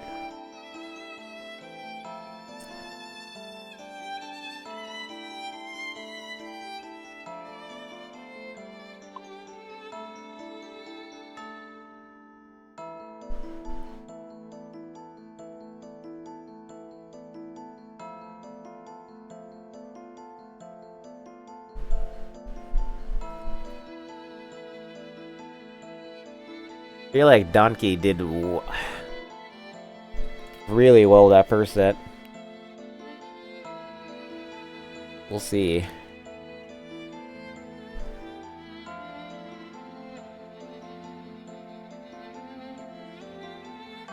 Gonna be on Auric to make the adaptations here.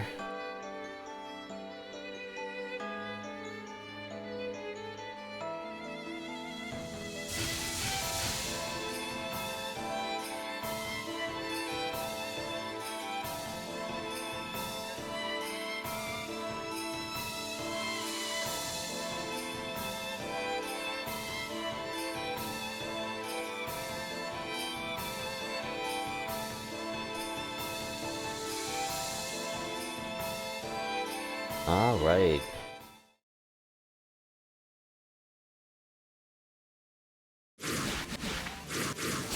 Grand Finals is underway.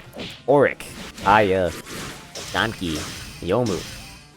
From the losers bracket, Auric trying to get that revenge against Donkey, who sent him here. It's gonna be a first to 3 set. Auric's gonna need to win 2 first to 3s to win this tournament.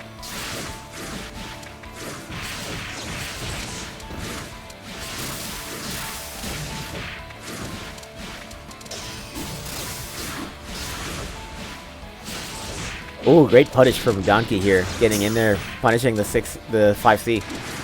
Hit air, blocks from Auric, but the pressure is not over yet. Okay, blocked a lot of air button almost right there. Auric had a low spirit for quite a bit. Oh, counter jump A. Oh my god, Donkey has the threatening position here, has SOE ready to go, catching the jump out with that far 2A. And Auric really struggling on defense against this Yomu pressure. Huge health discrepancy here. J6A catching the movement forward, taking the round.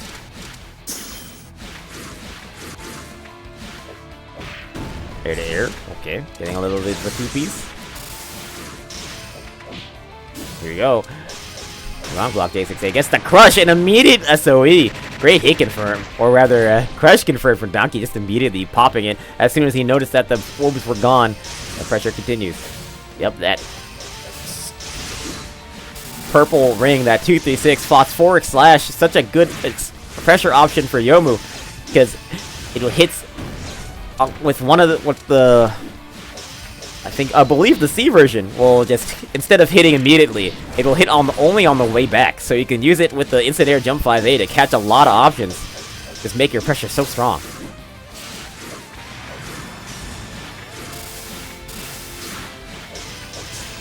Nice point from Donkey. Okay, Oric finding the jump 8A here. Should use the forecast. He needs to make up a lot of ground. The forecast will definitely help. Far A catching the wake up high jump attempt. And Donkey losing about 3k HP in nearly a second. Huge comeback for Oric right now. Watch the sprinkle. Yep, Oric very of the DP, just not committing too hard. Ooh, using that default 2d6 max level to just attack from air to ground very effectively. Gotta be careful though, it uses a lot of spirit. Oric with a good punish right there. Oh, but he couldn't finish the job from that singular poke. Nice wave punish, but only 1-2A is not going to be enough to kill Donkey. Yomu's still lurking. Of course, the SO is 2 cards away. Oh, and nice coverage from Oric with the fly down jump 8 to deny the approach.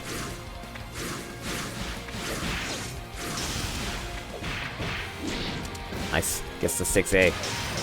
Pressure from Donkey. Backdash from Oric. Get himself out of there. Nice. Movement from Oric. This will be a 4-cost setup. Oh, he's going for the heal instead. But I mean, his lead... I didn't even know he could heal 1,000 HP at this point, but maybe he could have taken the Oki instead. Either way, Donkey comes up on top in this situation here, trying to get some offense going. With that 5-cost, any sort of hit, counter hit, will be at least a 4,000 damage conversion. Oric's got to be super careful where he puts himself. Typhoon on the clock, though. That actually puts that SOE off the table, but now 4-cost is a strong option instead. Gets only 3 hits. Still tons of damage, and now Oric has to run away from this Yomu lest he die. The angry homing missile is coming. There's a jump 8A and a 6C. Almost got the kill with that last jump 8A. Oric still hanging on, but that cross under will do him in, and Donkey will take the first game of the grand final set.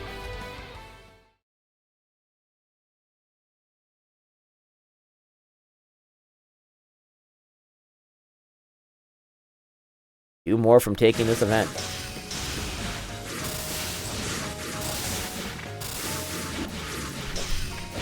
Oh, nice fall down jump A to avoid the anti-air. Let's jump out from Donkey, just stopping the reset. He resets to neutral, nice 2C. Oric in control, charge 3A, nice block. No punish on the jump 8A. Nice movement from Oric, get the punish on the jump 8A right there. That's the pressure. Oh, movement from Donkey. It's the knockdown. Has the corner. Chasing down the tech. That J6A instant air. So plus. Nice little crush right there. Oric's in trouble. Ooh, a little bit of trade. Oric coming out and chops in the scramble. Nice movement from Donkey. Being aggressive after the charge 3A. Nice from Oric. Has the corner. Forces the Typhoon though. Puts up the 4-cost. That's not going to be able to reversal. And Oric getting some great damage here. Or Aya usually being a low damage character, but he's using those 2d6s to do some pretty strong raw hits. Typhoon ends, and Oric in control, but this game is not out of reach. Yomu is such an explosive character. Now it's basically a 1-combo game. That almost caused another Typhoon. What a cross-up from Donkey! I did not know which way to block after that ground tech. Sheesh. Donkey is stealing that one from Oric, who probably thought he had that. That's 5B to anti-air. 5B, hit confirm. See what Oric's got. Takes down into the corner. Donkey has the Hangeki. There it goes.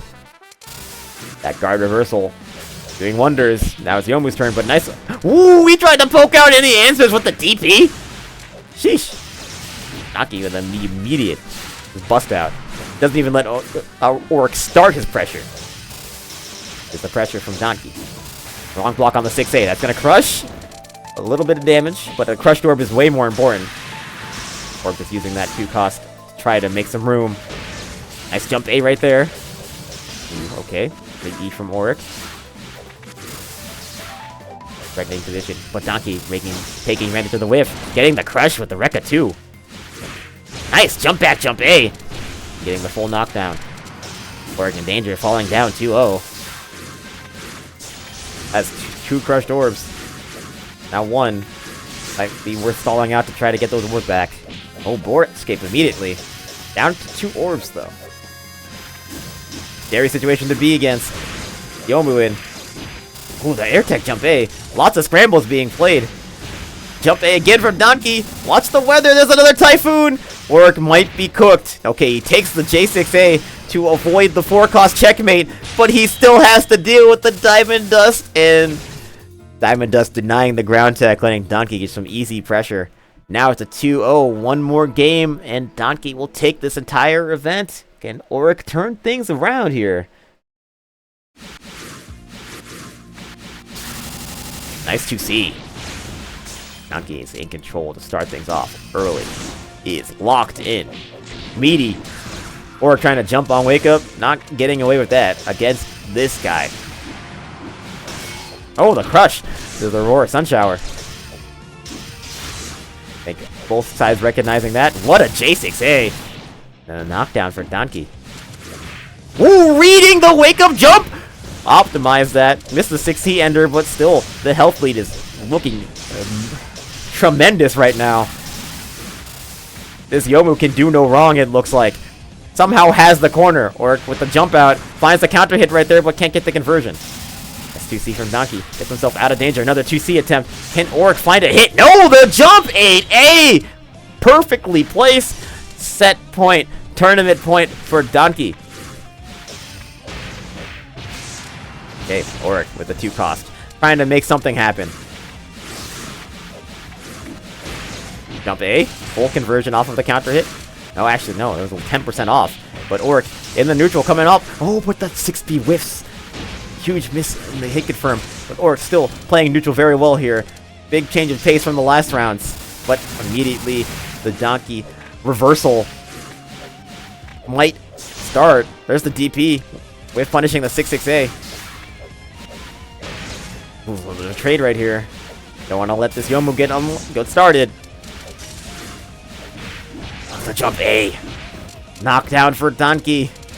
Doesn't have a slash of eternity, luckily for Oric, but he might not even need it at this point. The 6-6A getting the catch right here. Oric trying to test his meaties by trying to mash on Wake Up. He's lost his lead. Donkey's just 2 combos away from taking this. Okay, Oric will get this confirmed. Doesn't have his 4-cost. Just using the 2-cost trying to gamble. But loses the corner. 6-6-8. Oh, got the counter, but he wasn't ready to convert. Donkey can take this with a conversion into SOE. Oric's got to be super careful to make no mistakes in neutral right now. No counter hits. No jump A's. No anything on the side of Oric. He just needs to play this neutral perfectly and find the hit, and he does. The J2C. And Oric stays alive in this grand final set.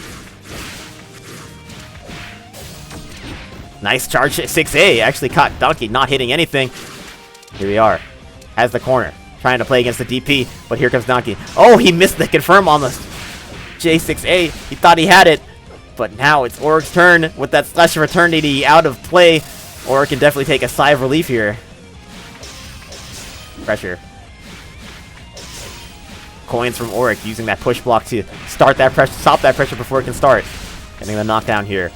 And getting a little heal to make his lead a little bit bigger. Lots of mashing on air tech for Donkey. He's losing this game very quickly.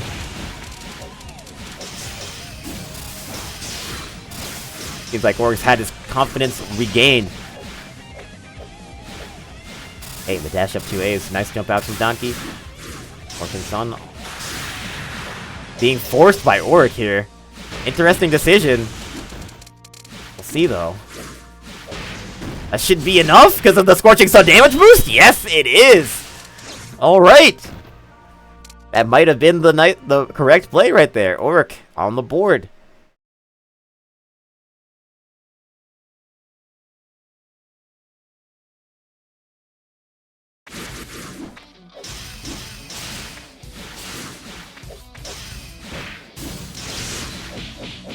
Nice dab up, okay. Knockdown here. Pressure. Nice jump in. Oh, but the Aurora's Typhoon! And Oric using the weather card to immediately call it off. Hey, Oric with the good lead here. He's playing the neutral so much better. The adaptation between Game 2 and Game 3 really seems to have made a difference here. He's looking like a completely different player right now. Nice offense. That far A, so good. Okay. The mash out, the check from Donkey. Nice DP. Calling out the dash up. Donkey's got meter to play with. Very scary situation to be in for Oric, but he manages to keep control of the air tech situation. Gets the first round here. Air to air confirmed for Donkey here to start things off. Now he's at Death Storm. Very scary weather against Yomu. She has so many good counter hit confirms. Oric immediately down 50%, and this round just started. Another air to air confirm right there. Okay, Oric kind of getting off lightly because he's a little bit too far away. But Donkey is completely taking control of this round. Oric trying to stall time. He wants this heavy fog to go off. He will have it, using the forecast to try to ensure that he has the offense in heavy fog. You recover half of the damage that you do. I'm trying to use that to his advantage. Gets his 3A to catch the backdash. Wait, Donkey with the wake-up buttons. He has his DP. Nice jump 8A right there. Not gonna beat up the KO. And the heavy fog is over. Donkey with such a commanding lead. We're trying to find a way out here. It's the walkout. Might be able to make a little bit of a comeback here. Oh, Donkey was a little bit late. He tried to force Typhoon with the forecast. Instead, it's going to be River Mist. But he finds the J2A as the frame trap right there. And it's a tournament point yet again. 6-6 speed to punish the J2A. Donkey's in. Gets the 5B to frame trap. Air to air. Knockdown for Donkey. We go for the pressure in the corner. The double overhead. Another one. Force the border escape. But, man, you're still not out of this Yomu pressure. That J5A, though, not connecting. Nice J6A from Donkey. Ooh, the movement. Getting a knockdown. Scary situation for Oric. If he doesn't block and Sunshower correctly, it's over. The Slash of Eternity threatening to take this entire tournament. There's the crush. And that is going to be it. This week's Soku Saturday champion is going to be the Yomu main from Costa Rica, Donkey.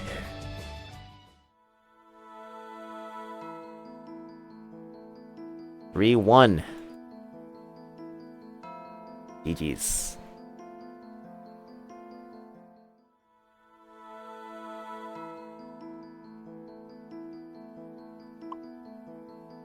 Damn, man, this Yomu guy is pretty good.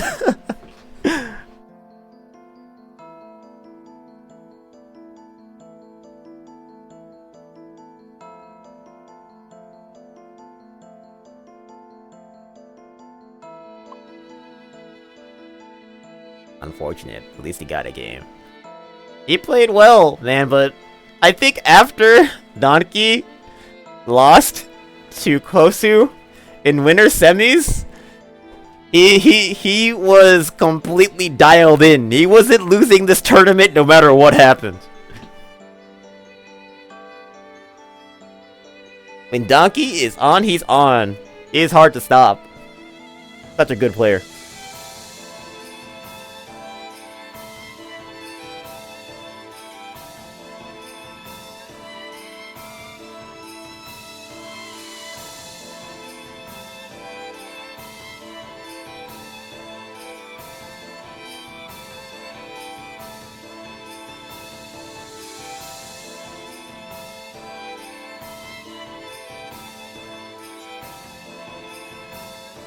Alright, let's end this off.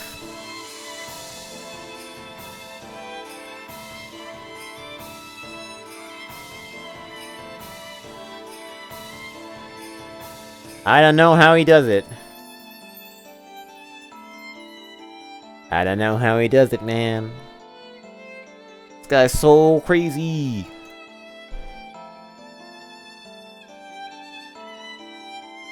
Alright.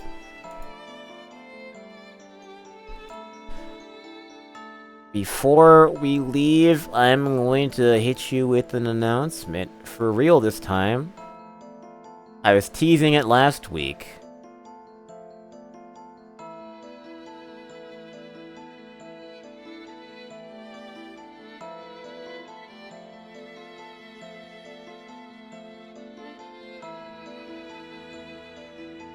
I was teasing it last week, but I think I can actually give it to you this time.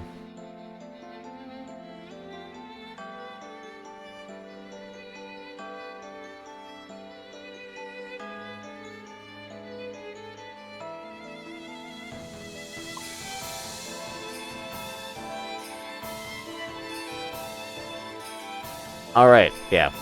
I got you. I'm getting the image right now.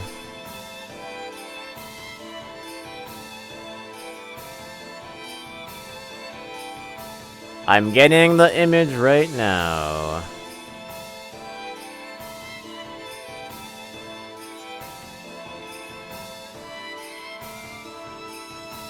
Crew battle once again, and it's not a crew battle.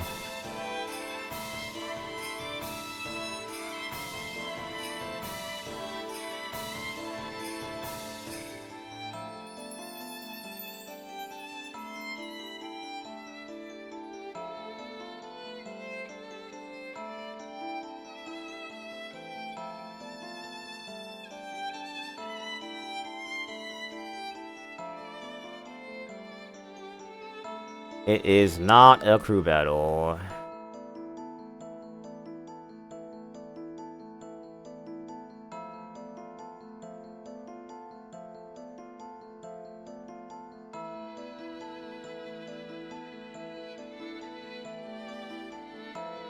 Alright. A little bit of a unique announcement.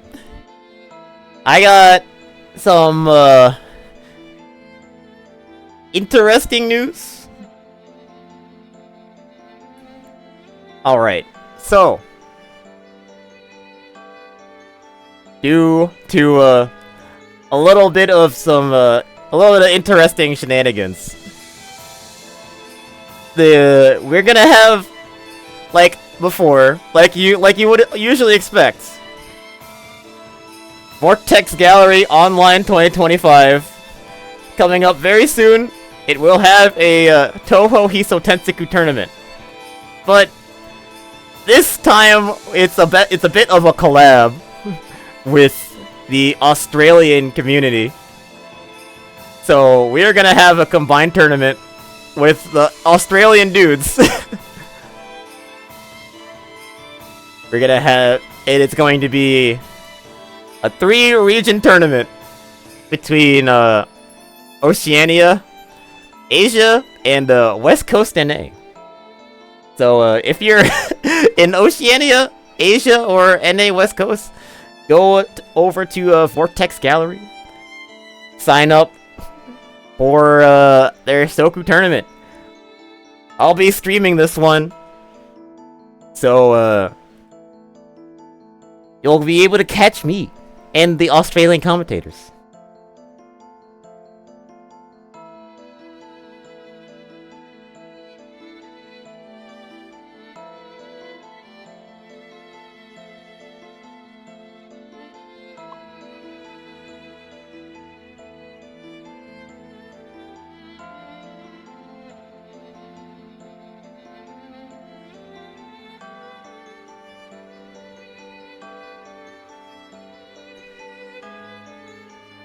Rest of NABTFO.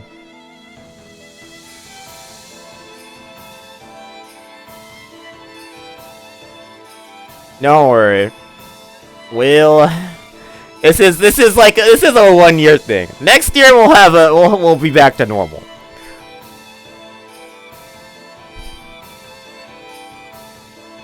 But hey, you do what you can. But yeah, if you're interested, if you're one of those valid regions, head on over to Vortex Gallery.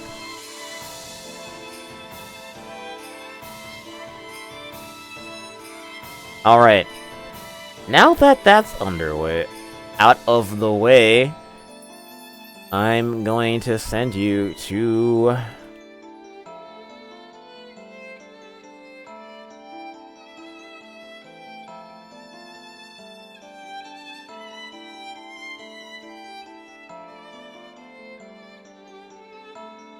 Creamy Doodle. I think they're playing Touhou 20.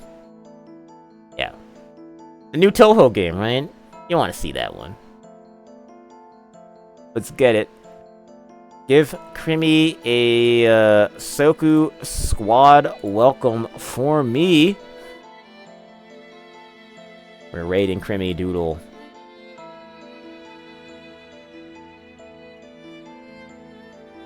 Main message is Soku squad.